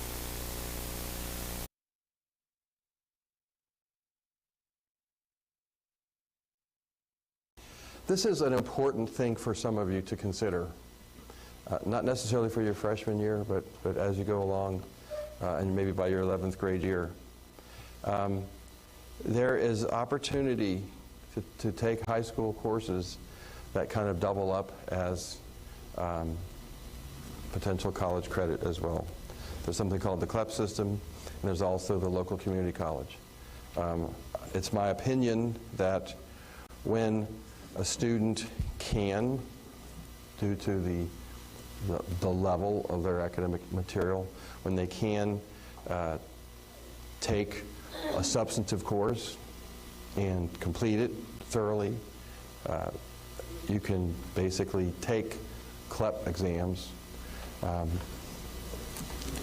at the prescribed times available when you've completed a particular course of study. But you have to keep this in mind as you're going along.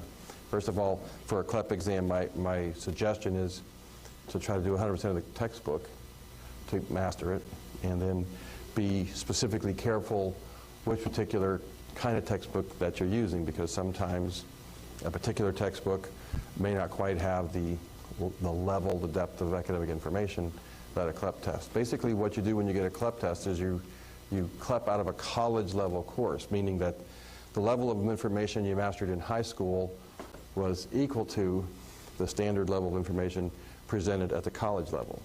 And so when you complete a high school level course at the level of a college credit, you can CLEP that course, and then you actually get a credit to go on your college transcript when you enter into college.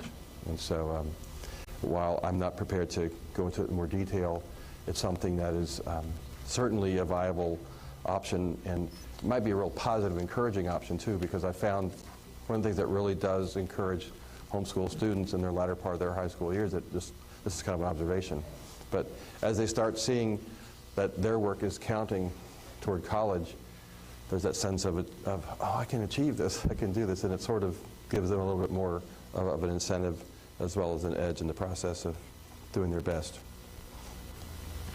It's important to note that we don't make the determination as to whether a college or a university will even accept a CLEP course.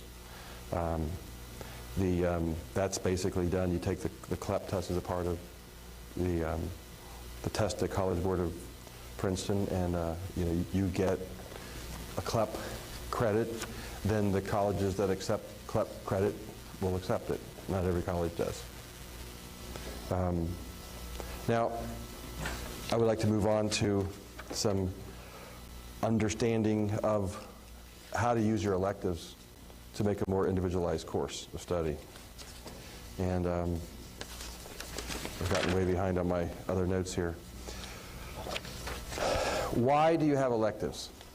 The number one reason for having electives is so that you can vary your individual students' high school course of study to meet their individual needs as much as possible. So electives are a component for doing that. Obviously, with us requiring 4 Bible credits, we sort of gobbled up 4 of the electives. You really have 4 electives available for mixing and matching the particular needs of the student.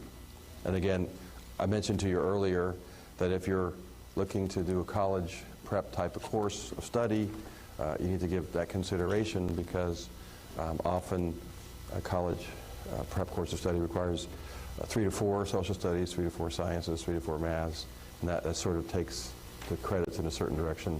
Many colleges also require 2 foreign language credits, which is on this page here, down here at the bottom. So basically, you have 4 electives, but you have a whole lot more of opportunities and options that you might want to be considering. Here's a rule I'd like you to impose on yourself, just as a way of process. Always think in terms of organizing everything you do in your family life through the venue of the high school diploma program. And here's why. When you don't do that, then you have competition in your home based on values. And it's kind of difficult. Most of us aren't equipped to face two decisions. One decision has a value, this is for my credit to graduate, and this is just something I'm doing. And we tend to, in a more natural sense of the word, take the priority of what seems to be valuable and constructive and let go of the things that don't have that same bearing. Well, if we're really homeschooling, then we're recognizing that we actually have children 24 hours a day. In a 24-hour day period outside of sleeping, we don't have college credit, high school credit for sleeping, but outside of that, anything that you're doing that is constructive and useful, that can be organized and developed into part of the academic program. If you would take an approach that everything that I'm doing in the course of a day is a part of the academic program, you'll get a little more balance for yourself. You'll end up with a lot more credits than you need per se, but you will also change an attitude, especially in the child, as to how valuable certain activities are as you're looking at them and saying, oh, well, this is an important thing that I'm doing, it has value, and so you begin constructing courses that are particularly out of the net set of circumstances that you have as a family.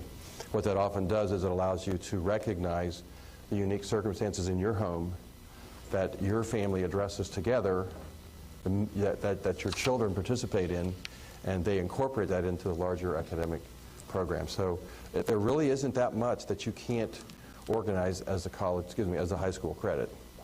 So a question that I have some people ask, well, isn't that meddling? That is, Walkersville meddling too much in your personal affairs so that everything is reviewed by us. Well, that's not what I was thinking about when I was imagining it. What I'm imagining is the benefit of organizing things. If it's worth doing, do it. There's another day of judgment coming, as it were, accountability, where we're going to give an account for the things done in the body. Everything's going to be included, probably including sleep, but anyway, everything's going to be included. And it's a good idea to recognize that, hey, if we're doing things that are legal and we can stand before the Lord and say this is the right thing to do, then just organize it into the total spectrum of the family. I have found, which is why I spend a little time emphasizing it every year, I have found that many parents find themselves relieved once they realize that they can orchestrate their homeschool program to incorporate the entirety of the home. And all of a sudden, they can incorporate things like cooking, grocery planning, house cleaning. All these things get focused into what a homeschool program is, and it's actually useful. Now, I have an advantage in terms of thinking this way because I happened to go to high school at a boarding school. And everything we did, from the time the bell rang in the morning at 6 o'clock till we were in bed at 9:30 at night, 100% of the day was orchestrated, planned, determined efforts to train us and get us to do stuff, etc. Well, I can look at that and say, oh, and that's cool. Yeah, we cleaned the premise. We had morning chores, evening chores. We had athletics. We had classes. We had, all kinds of things incorporated into the day, and everything was deliberate.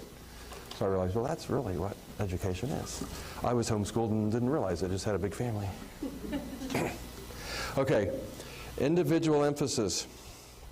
I want to talk a little bit about Bible courses and waivers. Okay, this is the most complicated part of the whole presentation. Basically, let me summarize it in a preview sentence. Since we require you to take 4 Bible courses, the nature of the Maryland regulations clarified that Bible courses can be used in more than one course department. So you can use, for example, a Bible course as a Bible course or religion course directly, or you can use it as a part of a sociology program or a history program. You could use it and incorporate it into some kind of a grammar or English program. So the possibility exists with 21 credits a limited amount of student time available for activities, what have you. Well, Walkersville does have it organized so that students may use the Bible to satisfy English, social studies, or science course requirements. It has to have the approved Bible theme to satisfy the content requirement for the other courses. And it says a student can waive no more than 2 Bible credits. Now here's what we're talking about. We're talking about waiving the Bible credit. Instead of getting a Bible credit, you get a Bible checkoff. Okay? You have to have Bible 4 years in a row. But 2 of those 4 years, you can get a checkoff. That you did Bible as history, or Bible as English, or Bible as science, and you got a checkoff. You got credit for having done Bible that year. You don't get a Bible credit because you're going to get the credit in English or science or history. So this is the standard policy, and it's in conformity to the Maryland regulations. And I don't think that it's as difficult now as it used to be. I used to have nightmares trying to explain this to moms. How in the world can we get a credit checkoff when we didn't get a credit, and we did take Bible, but it's just a matter of adjusting. You can take Bible as another course and get a Bible checkoff. Concerning also the individual emphasis here, you can take more than 21 credits. I've already emphasized that. So again, just to clarify, he explained it well, but just to clarify, so what that would look like on a transcript, for instance, we would have, if you did a unit study on biblical history, like if you studied, for instance, Egyptian history in the Bible or something like that. So we would have something on your transcript that would say biblical history, or ancient Israel, whatever. That would go on there instead of Bible. You would have that on there, or we'd have something on there that would be biblical literature. So we wouldn't say Bible 9 or Bible 10. It would be you did biblical literature that year, and that would count towards your literature credit. So we would look at it as a literature credit, but would also satisfy the Bible requirement that we have each year. So.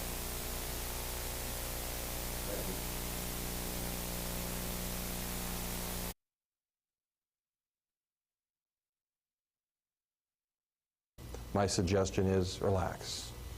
Everything that you do that's of any value, that's part of your homeschool program, recognize it, incorporate it, balance it, and give credit for it. I mean, you're doing stuff, literally, you're doing it all year long. Not only is it all day long, and all week long, but it's all year long. So there are many, many other areas to get credit. And why do people not do it? I think basically the main reason people don't take additional credit like this is for somehow they don't quite see the vision and the value of recognizing the whole day is my obligation to give an answer to the Lord for. Let me make sure the whole day is organized and developed.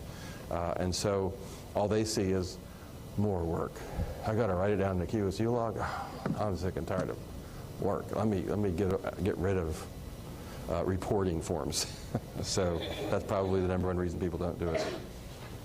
So you can take more than 21 credits. Here's a little suggestion, especially for 9th and 10th grade work. Take your core courses first. There are courses that are more fun that relate to opportunities such as your electives and your work study and your Christian service, etc. But if possible, try to rotate those or roll those back a little bit to the last half. One of the benefits is when you have your core courses out of the way, what happens in your 11th and 12th grade year, you get options and opportunities that come up. And if you're finished with some of your primary work, your ability, you might be able to have a driver's license by then, and you can take advantage of unusual opportunities if you've already got some of those basic courses out of the way. I will say, though, that in many cases, we're finding students trying to finish up their first year of math by their 12th grade year, which is a little bit slow, a little bit behind. How to register your courses. Now, this is pretty much something that you're all familiar with. Essentially, you use the forms we provide. One thing that has a little special note, if you were enrolled in the school and did not register a course and would like to apply for credit later, You may apply with proper documentation. However, final approval is sole judgment of the registrar. Let me just explain that, okay? We want you not to be disappointed. Disappointment is you have an expectation, you thought, oh, I was going to get a credit for this, and then you don't get a credit for it because we didn't think it was sufficient for a full credit. Maybe we're only going to give you a half a credit or whatever. So our goal is to avoid disappointment. So that's why we ask you to please get all your courses pre-approved up front. However, especially with many daily routines and special opportunities that go on in the summer, many times your student will get involved in something, and when we find out about it at a home visit, we'll say, well, why don't you register that as a course? That's a great course. That would really be good on your transcript just as a broad experience. And well, you say, well, I thought if we didn't have it pre-approved, we couldn't get credit for it. The bottom line is we always can back approve something as long as you have all the documentation, and whatever we decide to give it is the final judgment. But we encourage you to try to make the most of things and not be stymied as you go along, thinking that we won't work with you. I think our biggest goal is to make a credit be a credit every time you look at a credit. So that's the consistency. And yet, on the other side of the coin, we want every activity and valuable experience a child's getting to be considered credit-worthy and to have that included in their portfolio for their final transcript. Second point here, each applied course must be submitted for approval using the proper form. Be sure to apply all the elective credit to internships. There's a little comment about forms here, okay? Work studies, Christian services, both of those are separate forms, and you use those specific forms expressly for Christian service and work study. When you have an applied course, don't try to take an applied course form and fill out a work study form on it. That's not going to help. And don't try to take a work study form and fill out an applied course. Use the forms for what they're intended. I think I'll mention it later, but in case I don't, we do have a small legal obligation when it comes to any student activity that could be characterized as child labor. And Maryland and federal law simply signifies that when a child is enrolled in a bona fide work-study program, that work that they're doing in the work-study program is counted as academic work, not child labor. So we have specific requisites of what students must take for work study and Christian service. That's exclusively a part of the academic course of study, and none of that work goes on a child's child labor requirements. So let's say that they want to work at McDonald's at the end of the day, all of their work hours are available even though they're doing a work study. But using the right forms is important for communication across the board. We do have the reporting forms booklet. There's a couple in the back if you need to look at one. But we also have them on the internet, which you each have a membership card for accessing the web page. I did mention earlier that in the center of this particular high school handbook, there is a blank, fill in the blank course planner for each student. It is our desire that you would have one book per student so that you can utilize the planning system for each student. Suggestion, use pencil. Things change. Now, I have a quick question. What time is it? 10 after 11. 10 after 11? Okay. I'll try to speed up here. Okay, all right. Well, why don't we just, do you want to, let's change the tape now because we're at a break point. Why don't you all just take a quick stand up break. Ready? Okay, we're going to continue now.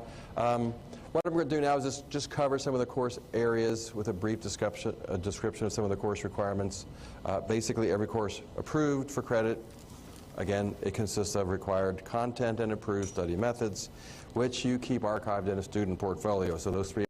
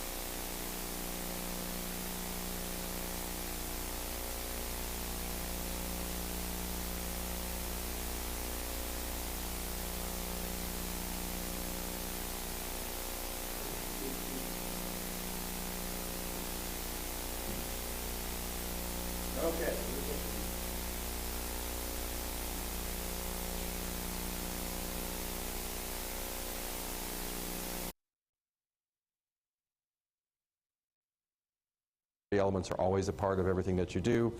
In fact, you probably have the applied course form memorized by now if you used it before, because those are the three things that are on it. What are you going to do? How are you going to do it? What are you going to show me to show me that you did it? Those are the three parts of the program. So standard courses derive their content from an approved textbook, as well as the study methods already discussed in Section 2. Applied courses derive their content from approved textbook or otherwise as stated on the course description form. Besides reading the textbook, you also can do projects that are approved from real-life experiences, etc. Again, these are some just general guidelines that are in the book. What I would like to do is go through the basic discipline areas real briefly, just for highlighting. Bible disciplines, we require 4 credits or 2 credits and 2 checkoffs. Bible credit every year that you're enrolled in the school. The content, it's required every year. 2 credits can be waived. If you're a transfer student, which doesn't relate to you all, then you have to have a minimum of 1 credit per year that you're enrolled in the school program. And we have many Bible study text programs that are acceptable. I will make a personal comment about Bible. It's the one course that, if at all possible, we don't want it reduced to a course. That sounds like a contradiction, I know. But the Bible is living. It's a living word. It has some substantial capacity to impact us. So as much as possible, try to take advantage of your Bible courses with the viewpoint of having something that's alive, that reflects your children getting exposed to the living Word of God in a personally meaningful fashion. Again, looking at standard courses or applied courses, obviously you can use all the pre-approved study methods for Bible, or when you're doing an applied course, you have in the notebook, which I will not cover, but in this notebook, there is a list of pre-approved projects. So you can use those projects as a part of creating your own applied course of study. English, again, the English language arts require a minimum of 4 credits. What I would like to show you, though, is we're breaking this down between grammar and literature, okay? So reading it up here, English language arts disciplines consist of half a credit required each year in both grammar and literature. The student shall complete 1 credit each year. Now, sometimes parents make a request, can I do a whole grammar credit and a whole literature credit on alternate years? And the answer is yes, but the thing that most people get stuck on is when you approach a standard textbook or the standard requirements in these pages here, everything that we have in mind is looking at a half a credit. So if you do the course we're prescribing for literature, that's a half a credit. If you take a standard Bob Jones textbook for literature, that's a half a credit. If you take a standard Bob Jones grammar book, that's a half a credit. Okay, so language arts has this composite sense of you get a half a credit for grammar and lit as a standard operating procedure. If you want to switch it and do a whole credit for literature or a whole credit for grammar, it would be something like doing the 9th grade Bob Jones grammar book and the 10th grade Bob Jones grammar book to get 1 credit in grammar. Okay? I think that's sufficient. Wait a minute. Is there something I didn't miss? Okay. Anthologies and textbooks are allowed. If you're doing standard courses, you can use the 4 pre-approved methods. Applied courses, besides reading the text, the activities from real-life projects and life experiences have to be approved. One of the things that I will point out here with the English literature courses, we have been encouraging for most of the life of the school that if students would potentially take advantage of reading whole books and really using the literature course as a advanced reading course and getting students to read in a minimum of 16 to 2,000 pages a year. And so there is a kind of like a standard pre-approved applied course, but if you do the reading list program, it is an applied course, and so you fill it out accordingly. Math disciplines, again, minimum graduation requirement, 2 credits. The content, standard textbooks, and the student portfolio. If you use an applied course for math, it's a little bit more difficult to do an applied course because you have to have project-specific activities. And as I mentioned earlier, a good example of a positive project-specific activity that we would approve would be if you were doing a business math and you were going to be working in a business office managing the bookkeeping for that business, that would be very on target with doing that type of a course. But it's a little more difficult with math to get that, so you have to, again, it's on target. The coursework that you're doing has to be on target. I will mention the Walkersville policy here. Again, this is the way the board, we reevaluate it every year, and the board still is standing behind our guideline. Standard college prep math courses include a minimum of Algebra 1, Algebra 2, and Geometry. That's kind of like a minimum standard, or you get trigonometry in there if you don't have Algebra 2 written up the same way.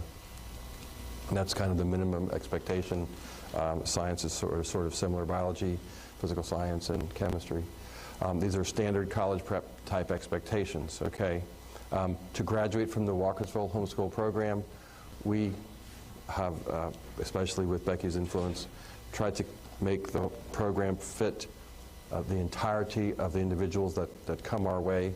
And so at this meeting, it's important that you understand, to graduate from high school, you may take a math course that might be a general math or a business math or a consumer math. Those three courses are high school credits, and they will satisfy the minimum 2 math disciplines. But it is important that you understand that in terms of a traditional college prep course of study, most colleges won't accept them as sufficient to having, you didn't get geometry, you didn't get Algebra 1, you didn't get trigonometry. So it's important that you understand the minimum standards to graduate cover all the potential graduates in the school program. We're not just a college prep organization. And that's a very unique thing. I'm listening to the General Assembly starting to slug it out. They don't have any idea what they are. I mean, basically, they have, it's so funny. They have one bill in the morning said the standard for passing the high school assessment test is way too high. The last speaker from University of Maryland said, how can it be too high? There's not even one decent algebra problem on the algebra test. I mean, it's not a test for algebra, and you're calling it an algebra test. So it's a real low standard. Then another bill in the afternoon is submitted that if you're going to drop out in Maryland, you have to pass the GED to drop out. Well, the GED is not being allowed in any state as the high school assessment test because it's way too difficult. And these kids in these public schools could never pass the GED. So they're not being allowed to use it as a high school assessment test. So to flunk out of high school, you had a higher score than if you graduate. But anyway, we'll just keep right on going. Approved study methods, again, primarily for math, you're going to be restricted to the standard method of review question unit test. That's pretty standard. It is possible to construct a couple of unique lecture methods, but this would be more specific where the student has to actually present the lecture and do a Blackboard demonstration of all the work and grade siblings' papers as a part of evidencing that they have a handle on the content information. Becky has always encouraged moms to use older students to help younger students learn, and I do want you to know, if you take that kind of course, it may not be a standard algebra course, for example, or a standard math course, but don't underestimate the value. When you have to teach something, it does something to your learning skills that just sitting and being a student doesn't give. So that is a kind of applied course that is available, and we do see them once in a while coming through. The applied courses, basically, a little word on that, but they're not as easy to do with math. Science, again, 2 credits minimum. Again, most college prep diplomas require a minimum of 3 to 4 sciences, depending on partly what kind of a major, what kind of school you're trying to get into. Also, college prep requires usually a lab component. Now, the Wiley textbooks that we recommend are that they have good homeschool-oriented lab books, and there's some other textbooks out there also that are considered with lab. Personally, what a lab is some kind of a activity project, and it can get incorporated into that particular course. My suggestion is that you, if you're not going to use a lab per se, drop an applied course of how you want to get through that material without the lab, and we'll work something out with you. I taught science for many years, and I found that labs take a whole lot of time for very little bit of content that you cover. And so I usually did all my labs in an oral lecture. In other words, I would describe what the lab would be if we did it. We can get through like 6 labs at once and keep on going.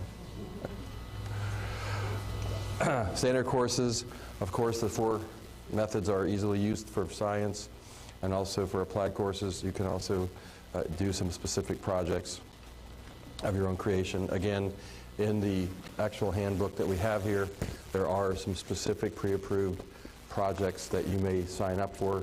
And just a word of communication. If you're using one of our approved applied course projects, would you tell us that you are? I'm using the applied course project number 5 on page 16, and give a brief description of it. Okay? Because if you use the one that we've already written up for you, it's pre-approved. Okay, you're automatically going to it's going to be accepted, or you can modify it and let us reevaluate it. Social studies, again, 2 credits minimum. Bible can be considered a social studies course on a transcript. In fact, most colleges will accept Bible as some of the social studies courses. Of course, we can use the checkoff.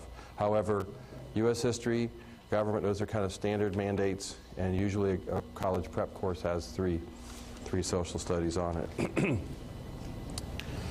Study methods, again, you can use the 4 pre-approved methods easily with social studies, and also we have a list of particular projects that are available if you wish to use some form of a non-standard project for social studies. Phys ed, again, this for some reason gets to be a little bit difficult for people to understand and comprehend. But before I go through the chart, let me just explain it real simply. Phys ed means you got worthy exercise, and you kept track of it in a fashion that we can verify it. So with phys ed, you almost always have to use a log. There's just, unless you were in a regimented class and the class was conducted elsewhere and you got a grade or report card from them, basically you got to keep your own class log for phys ed. The idea here, we'd like to see a minimum of 25 minutes on any one log entry to get that cardiovascular activity upgraded. Usually you need to have QSU log. There are some sports like golf and archery and marksmanship that are acceptable if the activity includes 25-minute periods of walking, hiking, meaning you're walking the golf course. That would equal up to 25 minutes in the period that you were doing the exercise. Again, what's our objective? Our objective is primarily exercise for the kids, meaningful exercise. Skill building, sport development is a secondary attribute or benefit. And many sports are acceptable. Excuse me. I need a glass of water, I think. Could you just pause the camera a minute? All ready? Okay. There's some other notes here on phys ed. You can read those for yourself. Christian service and work study are the 2 last big ones to discuss.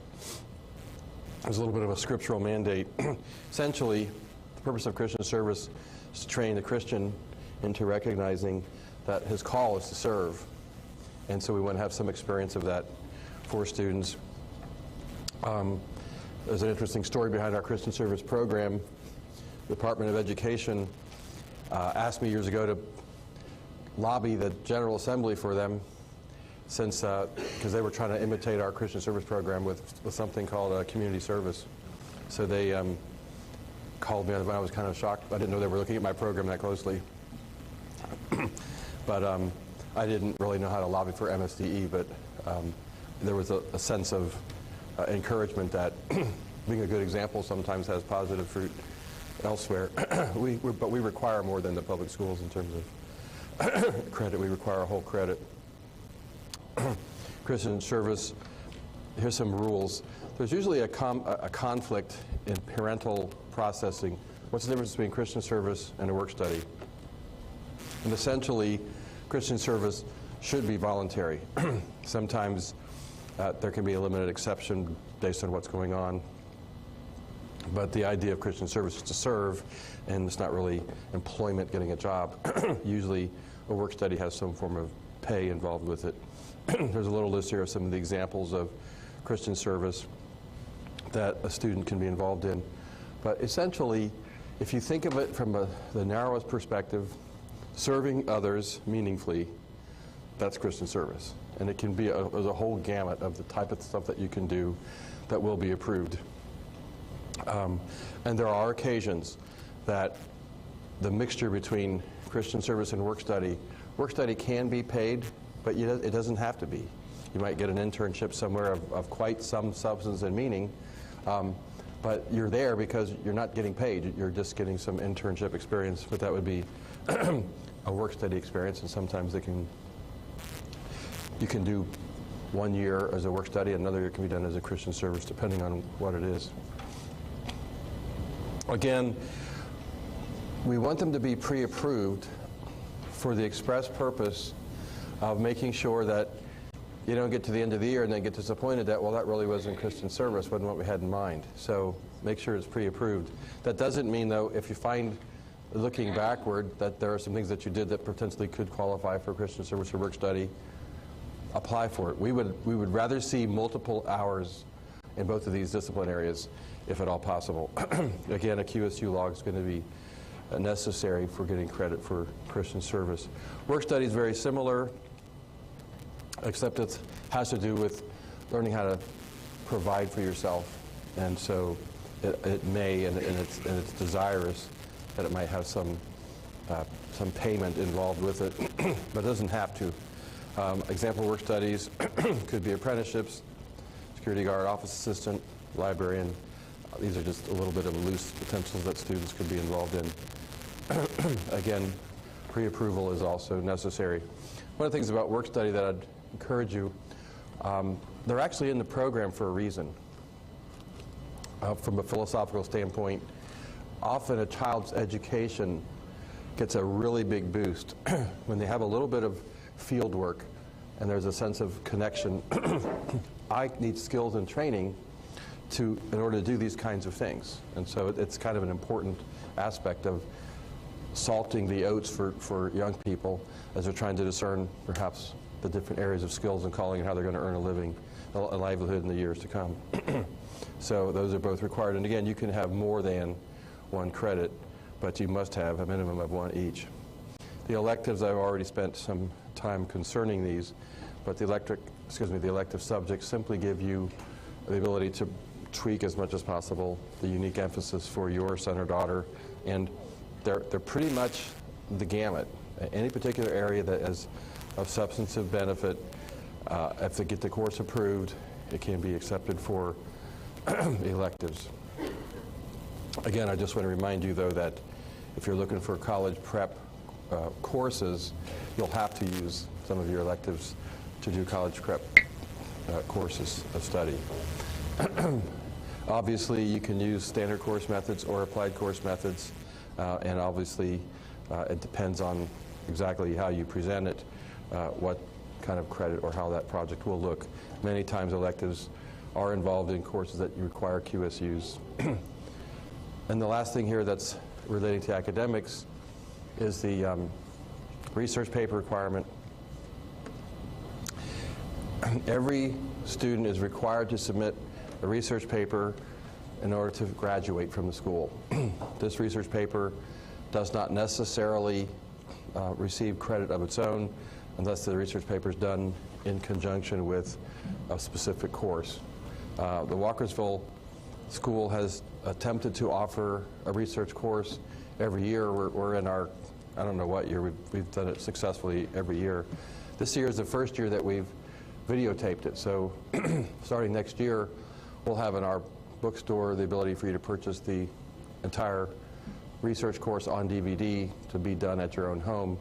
However, if you want to have credit and have me directly involved in reviewing the student work, you'll have to sign up, specifically with that intention so that I can do the review of the student work during the course of the year. This year's the first year we've run concurrently. We're doing one remote class by DVD with a group of about 5 or 6 students. And I'm surprised, but the students who are doing it by DVD are doing exactly the same as the ones who are doing it live in person. So I'm grateful that the course seems to meet the need. But this paper requirement is probably one of the most significant requirements that we've had. For such a small requirement, it's reaped tremendously positive benefits for the homeschool students in our school. Some of the details of this paper requirement is for your obligation to read. You don't have to take our course. You can submit your paper on your own. But those are the requirements listed for you in doing that paper. I'm not going to, if I went over them, you'd still forget it by the time you got to doing it. Finally, graduation and transcripts. You must turn in your records to get your transcript. I remember pulling out a transcript for a mom and a dad at a home visit, and I think it was somebody else's transcript I was just illustrating, and they said, well, that's really neat. Where do you get one of those things? I said, if you turn in your reports, you'll get one. And they turned red and realized, okay, you got me on that one. Financial accounts must be paid up to graduate. And the last section deals with appearance and behavior. And this is the one thing I don't want to rush through too much. And then we'll take some question and answer. For whatever reason, we live in a culture today that's increasingly worldly, probably by pretty much everybody's standards. I mean, some people might not have any standards, and then I guess it wouldn't qualify to them. I personally recognize from my background as a believer that it's possible to abuse standards, as it were, in some fashion, and coming from quite a few different church backgrounds. But there's some real simple reasons behind the standards of the school. At the functions and activities that we sponsor as a school, when you participate in those functions, we simply want the students to be a godly testimony to each other, parents and younger children and outsiders. And so, that's probably asking a lot to have students be a godly example. But the objective is just for testimony's sake. I don't know about you, but I just think it's a common way to raise our children to, when you're out in public, to say, let's be an example to others. Let's be a positive, encouraging example. You can be a good example or a bad example. So I guess a godly example, a godly testimony is someone that shows a spirit that says, I want to do things to glorify the Lord. I realize that how we dress and look, in all honesty, it ought to come from our individual pursuit of the Lord, and it isn't the school's desire to set personal standards for anyone. And the effort that we're putting here has nothing to do with the effort that you ought to put into deciding for personal appearance and behavior standards for your own family. What we try to do, though, is have standards that reflect the ability to get together without unnecessary temptation and stress in the group appearance. Now, in the old days, the dress code for Walkersville events was this: all students, families participating in all functions associated with the school, the dress code is modest and conservative. Now, that's not a very long definition of a dress code, modest and conservative.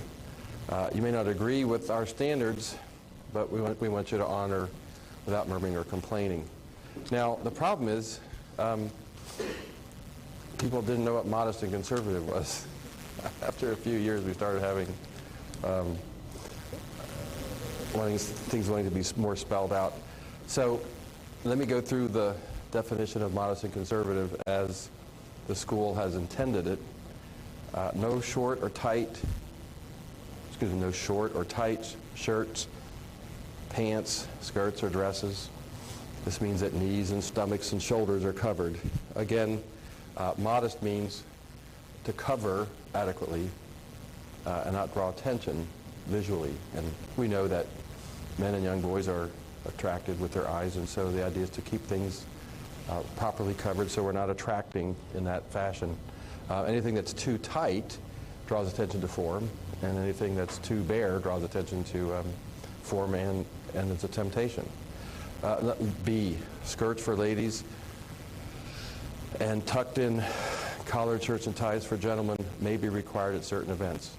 Now, you'll know that when you get invited to the event. You'll see the dress code requires, this is what we call business dress. Number C, no wearing of excessive current fashions. If you inquire at the office if you have a question. Now, what's an excessive current fashion? Well, I realize that's a vague rule, and it can change over time. But if the idea is conservative and modest, something that's excessive would tend to draw attention to the person.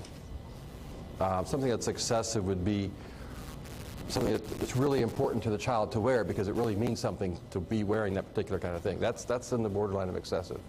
The purpose of gathering together isn't to model the latest fashions. And that doesn't mean that the fashions that you might enjoy modeling at home isn't just fine with your family, because it's not a matter of me imposing on your home these standards.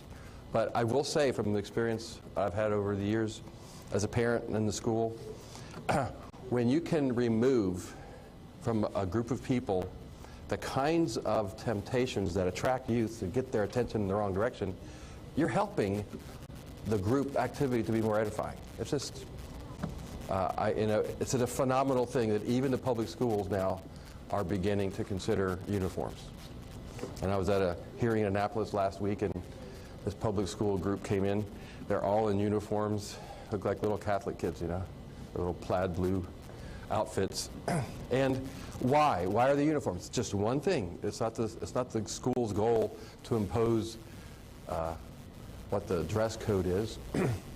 But by having a uniform standard, what do? You subtract from the group activity that added layer of ego, competition, showing off, wrong motives, which isn't edifying. I mean, the bottom line is, and I'll be honest, okay, it has been extremely discouraging to me. Probably the only thing that I've been really discouraged with in the ministry, with the school here, is when there's thoughtlessness by parents and children when it comes to dress. And we're just so selfishly centered on what I want to look like for whatever reason I have, that we're not considering the fact that my appearance impacts other people. And the whole purpose is, if we were going to have a fashion show, we'd call it. You know, we could call it Crazy Day and, you know, wear the weirdest thing that you can wear. You know, that's fine. We'd have a fun time. That would be the objective. But that's not our objective. And I have watched the benefit of youth gathering together improve or decline exclusively around whether the kids are coming with an attitude of me being on display versus that's just kind of removed. And we don't have that attitude centerfold, and the purpose that we gathered for.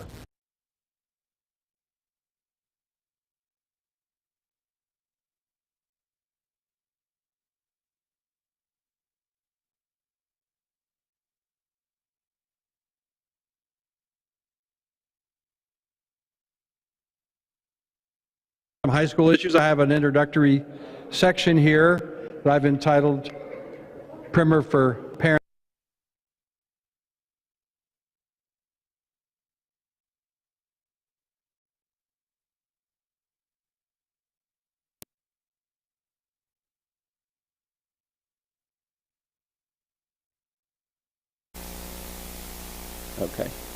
Okay, so just a quick comment on that last section. As you can see, we've gone back to a more basic definition. That was because, in part, you know, once you start listing everything, then it just gets so overwhelming.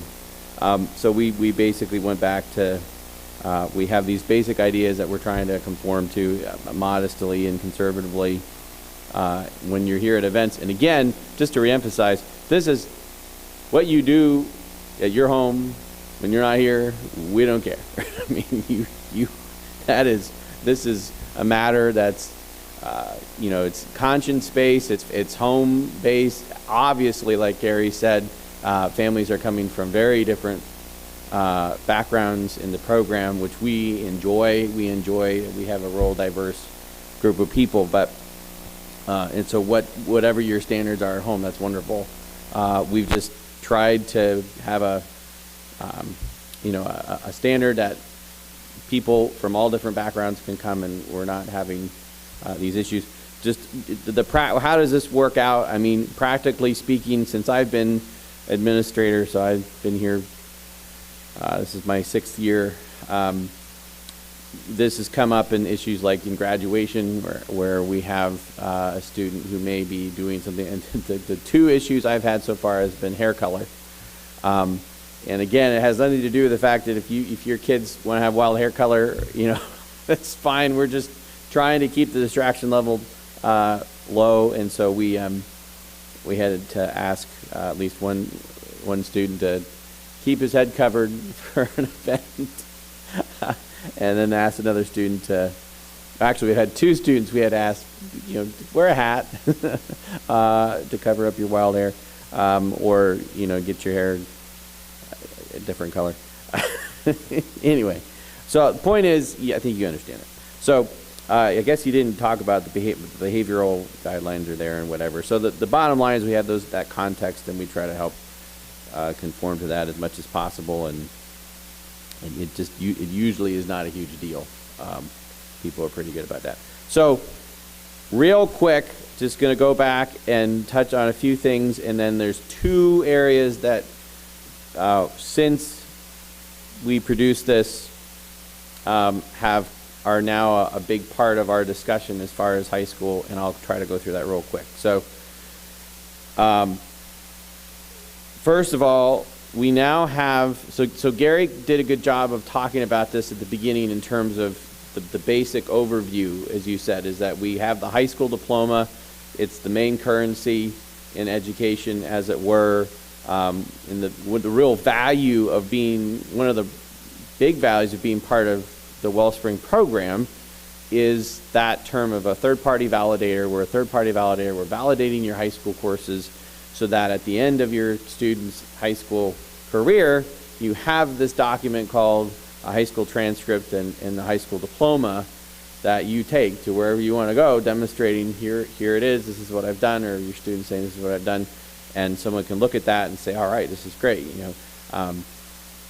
For a number of years, I worked at HSLDA, Homeschool Legal Defense Association, and saw a lot of what we call homeschool discrimination, which is interesting since I haven't been there for 6 years. I don't know what the status is, and homeschooling is growing. But bottom line is there's a lot of difficulty, whether it's even necessarily hostile, but different organizations, colleges, employers, they want to know, they want to have some validation for the student's work outside of their parent. And on the one hand, there's good arguments for why parents can make that case. But one of the benefits of being in the program here, being in the academy here, is that you don't have to worry about that, because we say, oh no, the family did this, student did this, it's here. We can account for every one of those courses and what's been done. And like Gary mentioned, our transcripts have been accepted all over the place, literally all over the world, and we've been blessed with that.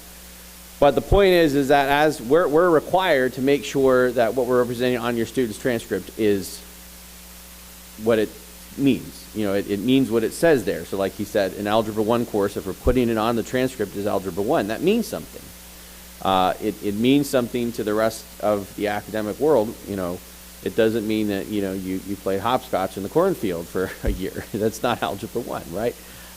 Actually, I thought he was going to tell that story in this thing, but just as an example, I'll get to that when I'm talking about what I'm going to talk about. So the big picture is we have what's called customary rules that we have to follow as an academic institution when we represent courses on an academic transcript that conform with, generally everybody's way of doing business. That's what we have to do. So what has happened since we produced this series here, or this orientation, is something called the NCAA. Now, the NCAA, everybody thinks about it in the sports world, and that is not why we're talking about this. We do occasionally have students from our program who want to go on and play NCAA, sports, etc. But that's not the real reason why we talk about it. We talk about it because the NCAA has so much influence in especially American college admissions practices. Why? Because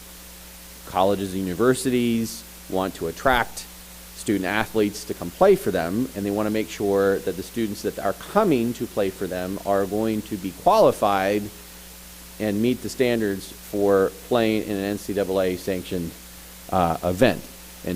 And by default, that means that those colleges and universities, most mainstream colleges and universities, are making sure that their academic admission requirements conform to NCAA standards. And I'm not a huge fan of the NCAA in terms of an institution, but I will say this: they have done a good job in the last several years of saying, look, we are concerned, and because this has happened, they're concerned of students basically lying about their high school record in order to get into colleges and universities so they can play sports. So you have these student athletes who basically did not focus on their stuff, or what actually happened is there were students, I think, who basically flunked out of public school, and then they homeschooled, right? They homeschooled, they worked through these online, we would call them diploma mills, right? And sure, here's my credential, and they waved that in front of the, admissions staff, and sure, okay, great, you can come in. And the NCAA said, no way, we can't stand for this. This is not good, this is not appropriate, this is undermining the whole point. We want to have genuine student athletes who are actually taking value in their studies.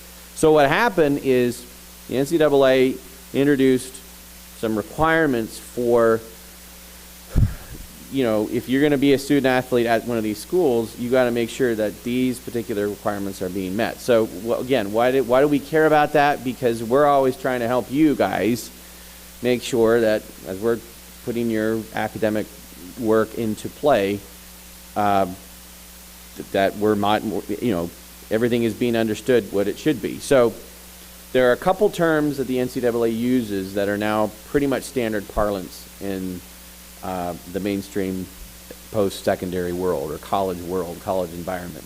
And the first word is rigor. We call a rigorous course. And if you go in your book, let's make sure I can find it, and on page 23, so 23, section 4.7, determining course rigor. So a rigor comes into determining what the NCAA calls a core course. Now, I apologize, this is part of where this can be confusing because we use the word core in a couple different applications in this book and in the lecture, but even within that, the NCAA has their own specific way of referring to core. So we've been referring it to, remember Gary talked about those 21 credit requirements, and most of those are what we call core courses, and some of them are electives. So I think we have four electives, and then we have 17 core courses. And meaning you have to get all those in. So you have your core courses that you have to do. You have to get the 2 math, 2 science, 4 English, etc. Those are core courses in terms of fulfilling Wcfs requirements, okay? And I think you'll understand that. And then you have your electives on top of that. Now I'm going to change, there's a more narrow application of the word core when it comes to NCAA standards. That means the NCAA has requirements for their core courses. So I'm just going to give the easiest examples in math, okay? So again, let's talk about Algebra 1, okay? So the NCAA says, okay, for an Algebra 1 course to count as a core course for us, it has to meet these certain parameters. And one of those parameters, it has to be completed, any core course, not just Algebra 1, but any core course of the NCAA has to be completed in 2 consecutive school semesters, or what you might basically call 10 months. 10 months, okay? And you can see we have it determined there. Basically, our calendar year, our general calendar year is basically beginning of September to the end of May. But as far as being a core course, as long as you finish that course between September and the end of June, that will count as a core course. We'll put that on your transcript as, so let's just say Algebra 1. So Algebra 1, if you finished it within that amount of time, it's good as a core course. Also, beware, you can't call, the NCAA will not call a core course if you, for instance, finished it in less than, just like if you do it in one semester. You can't do Algebra 1 in just one semester if you be considered a core course for the NCAA. Now, we can work with you on that if you actually finish a course that we determine is that. But we'd have to, and this is what happens, and again, this is where it gets confusing. Going back to our core courses, right, what you have to complete for us in order to graduate, we can work with you on all kinds of things, like Gary said, non-standard courses, standard courses, whatever. We can work with you. And this is where he tells a story. He didn't tell it in this one, but you probably heard me say it too. He had a family once who had a horse farm, or they boarded horses. They had a lot of stuff they did with horses, and they had a young lady who was really interested in that, and they said, can we develop a science course for high school that's based on all the stuff that we do with horses? And Gary said, sure, that'd be fine. You can totally do that. They said, great. Here's what we want to do. Well, first of all, there were 2 things that were part of it. They said, well, first of all, there's this really big book on equine science, and they have these pretty long chapters, and we want to count each chapter as a credit so that it'll be a 12-credit course. And Gary said, no, that's not how that works. Okay, then we'll just do we'll do the book, and then we have some other things that we want her to do with the actual horses, and then can we call that biology? And it can go on her texts, on her transcript as biology. And Gary said, no, right? Because that isn't a standard core biology course. So we're not going to count it as such on the transcript. We'll call it equine biology, because that's an accurate reflection of what the course actually was. Now, here's the thing. That satisfies for us, that's one of your science credits. That's great. Good job. However, if you walk into the University of Maryland office and say, here, I've satisfied all the requirements, and they look at your transcript and say, okay, I see equine biology, and I see, foundations in home economic chemistry, and, whatever. I don't see biology or physical science or, chemistry on your transcript. So we're going to have to deal with some of those things. You're going to have to either take a remedial class, and the person's like, well, what happened? Well, the bottom line is that those were not considered core courses by the traditional standards of what a core course is in the academic world. So all of this is under that big picture covering of what is it you want to do. And like Gary said, there's that tension sometimes that it seems like we're requiring this and that, and you're like, well, how are you working with us? We want to do these specific things, and you talk about individual plans, and why are you talking about, my kid's not going to go play band? It's like, no. It's about what do you want to do, because we want to make sure you're prepared to go wherever you're going to go so that you're not disappointed. So you don't have a student shows up and say, man, I didn't accept my 21 credits. Well, yeah, it's because, 7 of your 21 credits were these non-standard courses, and they are good for us, and you still get that credential from us, but don't have an expectation that someone else is going to read your transcript, and let those things go. So bottom line is, so you have your NCAA is rigor is a big deal, and that's largely talking about this are you finishing it within a particular time period, and also content, what's the actual content of the course. And I can say that generally speaking, our standard courses that are approved as standard for us are almost always going to satisfy the NCAA core requirement as long as you complete it in that appropriate time frame. So that's the issue with the NCAA stuff. The other big issue that we've since kind of developed is we've introduced 3 required courses with Wellspring. So if you go ahead and take your book and go to page, where is it?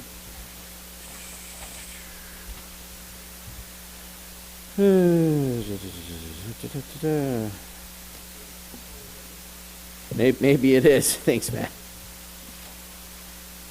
Yes, thank you, Matt.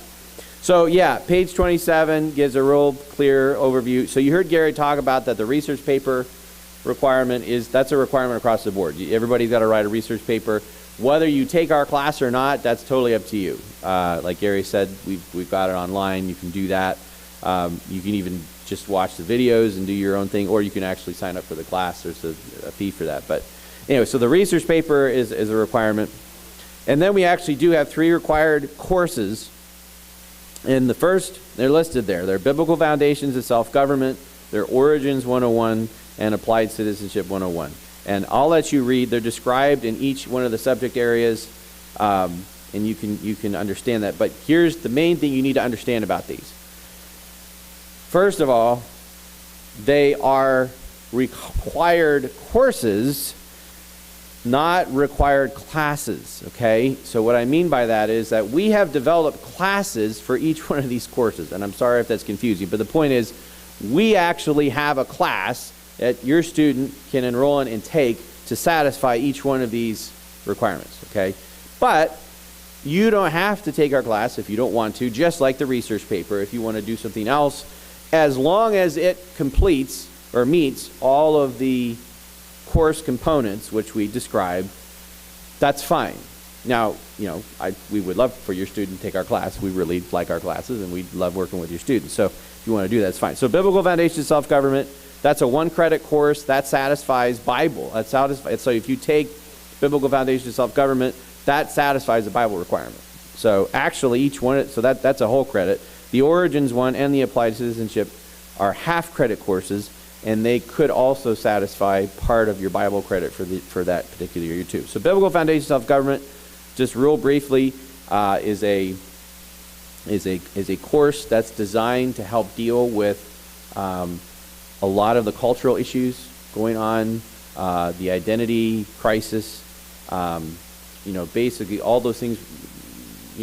Regarding those things, we've tried to develop a course that gives a good grounding and idea of biblical principles of identity in Christ, and then seeing that applied in an historical figure. So that course includes studying our class involves studying a biblical book, like 1st and 2nd Peter, and then studying a historical figure that exemplifies those scriptural principles.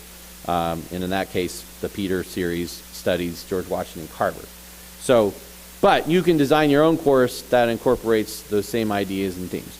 And then the Origins course is, we come from, a creation, 6-day creation, 6-day, 24-hour day perspective. We understand how everybody else necessarily comes to that perspective, but for us, it's really important that students understand what the Bible says about it. And we have a course that we've designed, or a class we've designed to meet that course requirement. You can do your own if you'd like. So that's pretty self-explanatory. And then the Applied Citizenship course, this modifies actually something we need to update in the handbook. We used to require a U.S. history course with a government emphasis. That was mentioned in the video, and it's in your thing. We've modified that now to where you can take a U.S. history course that still has to be a credit U.S. history. It doesn't have to have necessarily a government emphasis, because we now have this half credit requirement. You take an applied civics course, applied citizenship course, to do that. And the idea there is the applied citizenship course needs to be, from a biblical perspective, basic. What does it mean to be a Christian, to engage in your culture, in your civics arena? And we have a class for that as well. So So that's a modification that's happened where we've just carved out basically, okay, half credit, it's going to be applied civics alongside and that goes towards your social studies credit or even the Bible credit. So that's how that works. So those are kind of the two big things. And then let me just quickly go through my notes here. I think you heard me say, in case you were confused, the portfolio review is now what we used to call the home visit. So anytime he talked about home visits, that's the portfolio review. So where we sit down and go over work, most of the time that's happening either at the office or we do it, over video. And then in some cases, if it's arranged, we can also do it at your home if you want to do that.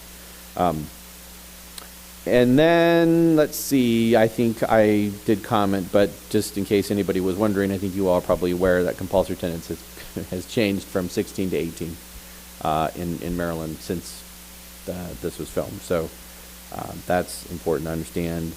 I think we've hit on the non-standard courses fine, and I'm going to take any questions you have in just a minute. Okay, we talked about required courses. I think we've clarified. Just a clarification again on the QSU log. Like Gary said, the QSU log is we will always specify when the actual QSU log is required as part of your presentation of what kind of work you've done. And again, like I mentioned, almost always your physical education, for instance, requirements going to require a QSU log. Any class you take with us, we require a QSU log. But it's not, like Gary used the word, there's times where we prefer it. We like it when you have it, but it's not necessarily required. In a standard course, as long as you're getting to the 80% completion of the course, or if it's 100% completion course, that's what we're looking for. So you won't have to have a QSU log in that situation. Okay, we talked about 80% versus 100%.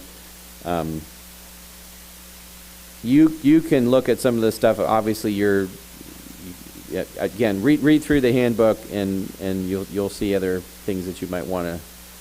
Now, I'll just note on page 14, as far as what we award for credit, the minimum amount of credit that we award for a course is a quarter credit. So a student has to complete at least a quarter amount of the course in order to get credit for it for the year. Now, there are some unique situations where we might allow in an hours-based situation. So let's say, again, PE might be one. Let's say, the student did, based on the QSU model, if you were going to do a quarter credit, you had to get 30 hours in for the year. And let's say your student got 25. We're not going to throw the 25 hours out of your PE. We'll roll it. We'll roll it over into the next year until there's adequate amount to, let's say he does another 5 hours in the next year, and then we'll say, okay, good, you got your quarter credit, and we'll put that quarter credit in on the next school year, and that would be fine. But most of the time, if it's less than a quarter credit, then it won't go on the transcript. And I'm going to let you look at section, it's another section that actually Gary didn't talk about in the video because we've included it since then. But on page 21, section 4.5 talks about how courses are graded and basically the different situations where what do you do if you don't finish a course or you don't get adequate credit, or if you haven't completed enough of the course to get a quarter credit, what do you do and how do we handle that, and different, so you can look at that at your leisure. Let's see here.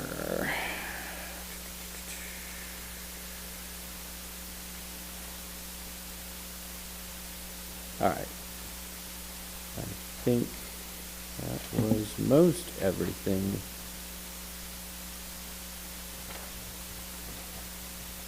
Okay.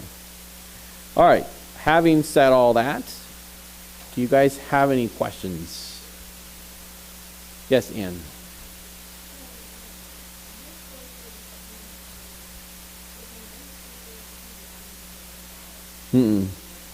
No, so the courses are actually designed, 9 through 12 can take them for sure. We've actually even had sometimes junior high students will actually take it. But yeah, but they're designed for 9 through 12.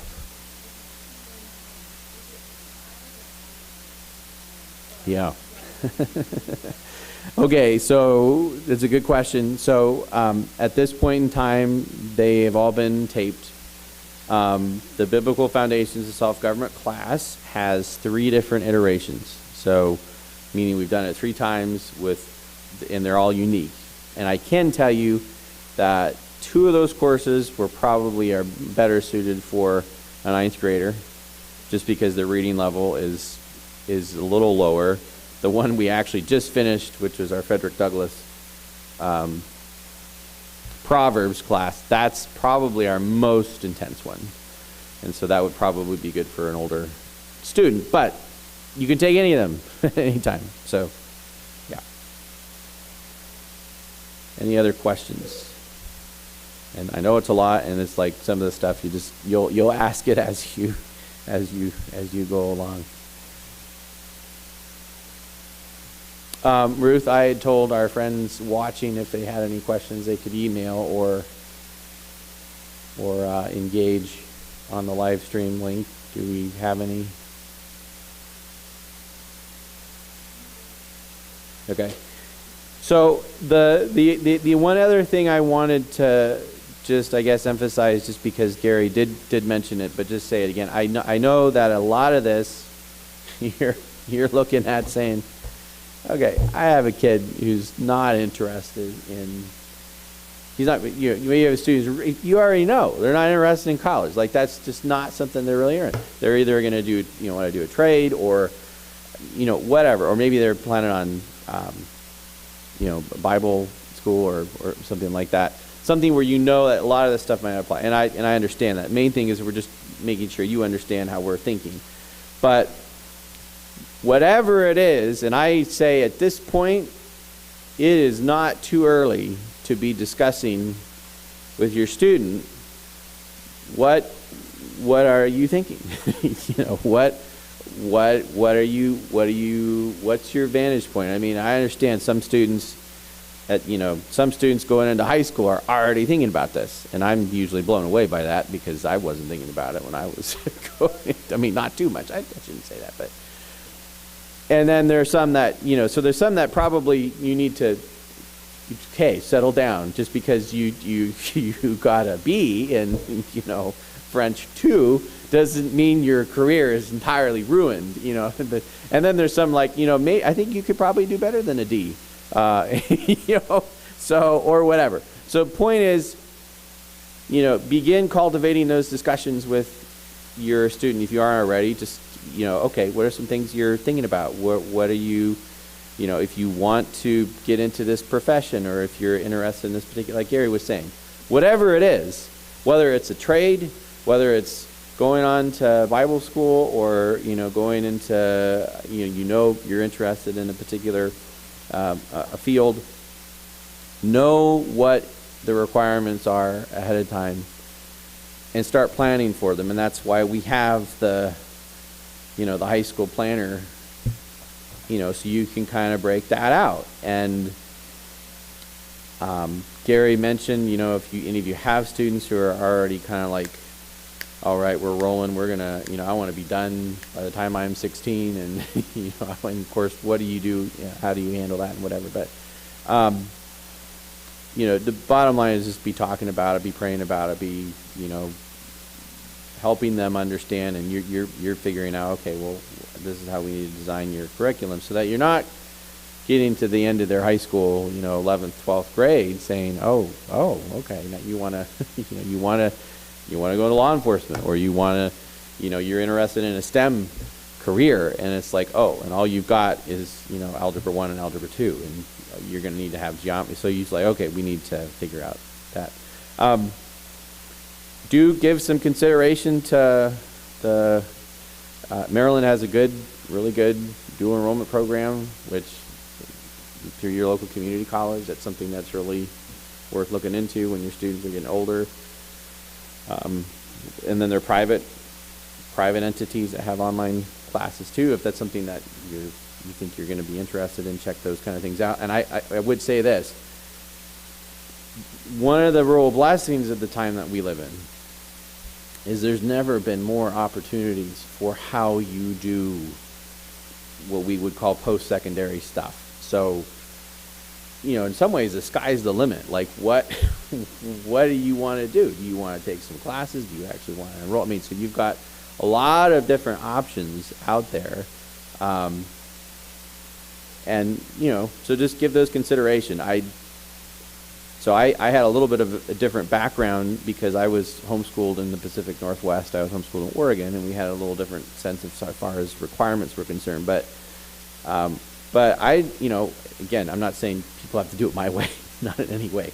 But I really benefited from doing what I didn't even know that was what it was called back then, was the gap year, the gap year. But there were a couple organizations and institutions that I was really interested in doing their program. And I basically, for about a year and a half after high school, I was involved in some discipleship training programs that were really, really beneficial to me. And then I started college. And, again, that was just one example.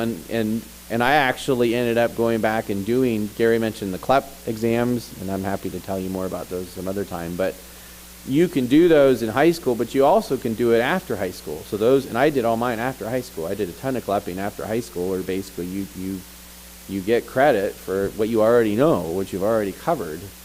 And a lot of colleges, I mean, at least the one I'm not sure how many are accepting them now, but a lot of them will accept those scores, of their passing scores, towards your general education credits. And the way it worked for me is I was able to CLEP out a lot of them, and then did my undergraduate in a couple years, because I was mainly focusing on my core courses. Anyway, that's just be aware that there are a lot of different things out there. There's apprenticeship and interning and all these different things. So anyway, I love talking to high school kids. My favorite question to ask them when they're telling me what they want to do is, I'll ask them, well, do you know anybody who's in that industry? No? Oh. Well, maybe you should find somebody and talk to them. Find out, what do I have to do to get into this industry? And it's funny how many people are like, no, I haven't done that. Oh, okay. Well, I think you should. Because, for a very brief amount of time in my life, when I might have been in junior high, I might have been a freshman. But I had this very brief moment where I thought that being a farrier was a really good idea. A modern day blacksmith, right? And I thought that would be kind of cool. I love animals. I was interested in horses. So my parents were very wise. They said, okay, that's interesting. At that point, I was actually taking some horseback riding lessons from a friend at church. And he's like, well, why don't you ask if you can, be there when their farrier comes and works on their horses? Okay, that sounds good. So I have never been more convinced of not doing something than that afternoon. Man, he came. It was very honest, good-natured man. He's like, oh, okay, you're interested in ferrying, huh? That's okay. Well, let me tell you, first of all, you have to stand like this for 5 hours, every day. It's painful, and the horse can kill you anytime. Oh, okay. So I watched him for whatever it was, half hour, 45 minutes. Said, no way. There is no way I want to do that. And anyway, so it's just good. Like, I had a real visual, tangible, like, okay, I don't want to do that. So, all right, well, let me pray for us, and we'll be done. Did we have any questions from the followers? Okay, good. Thank you, Lord, for these folks and their children as they are considering and moving into a new phase of their life and their schooling. Give them just encouragement and strength and wisdom as they prepare, and help them not to be overwhelmed or intimidated, and to be able to sort out the things they need to know and plan and talk over with their student as they enter this season. Just bless them all in Jesus' name. Amen.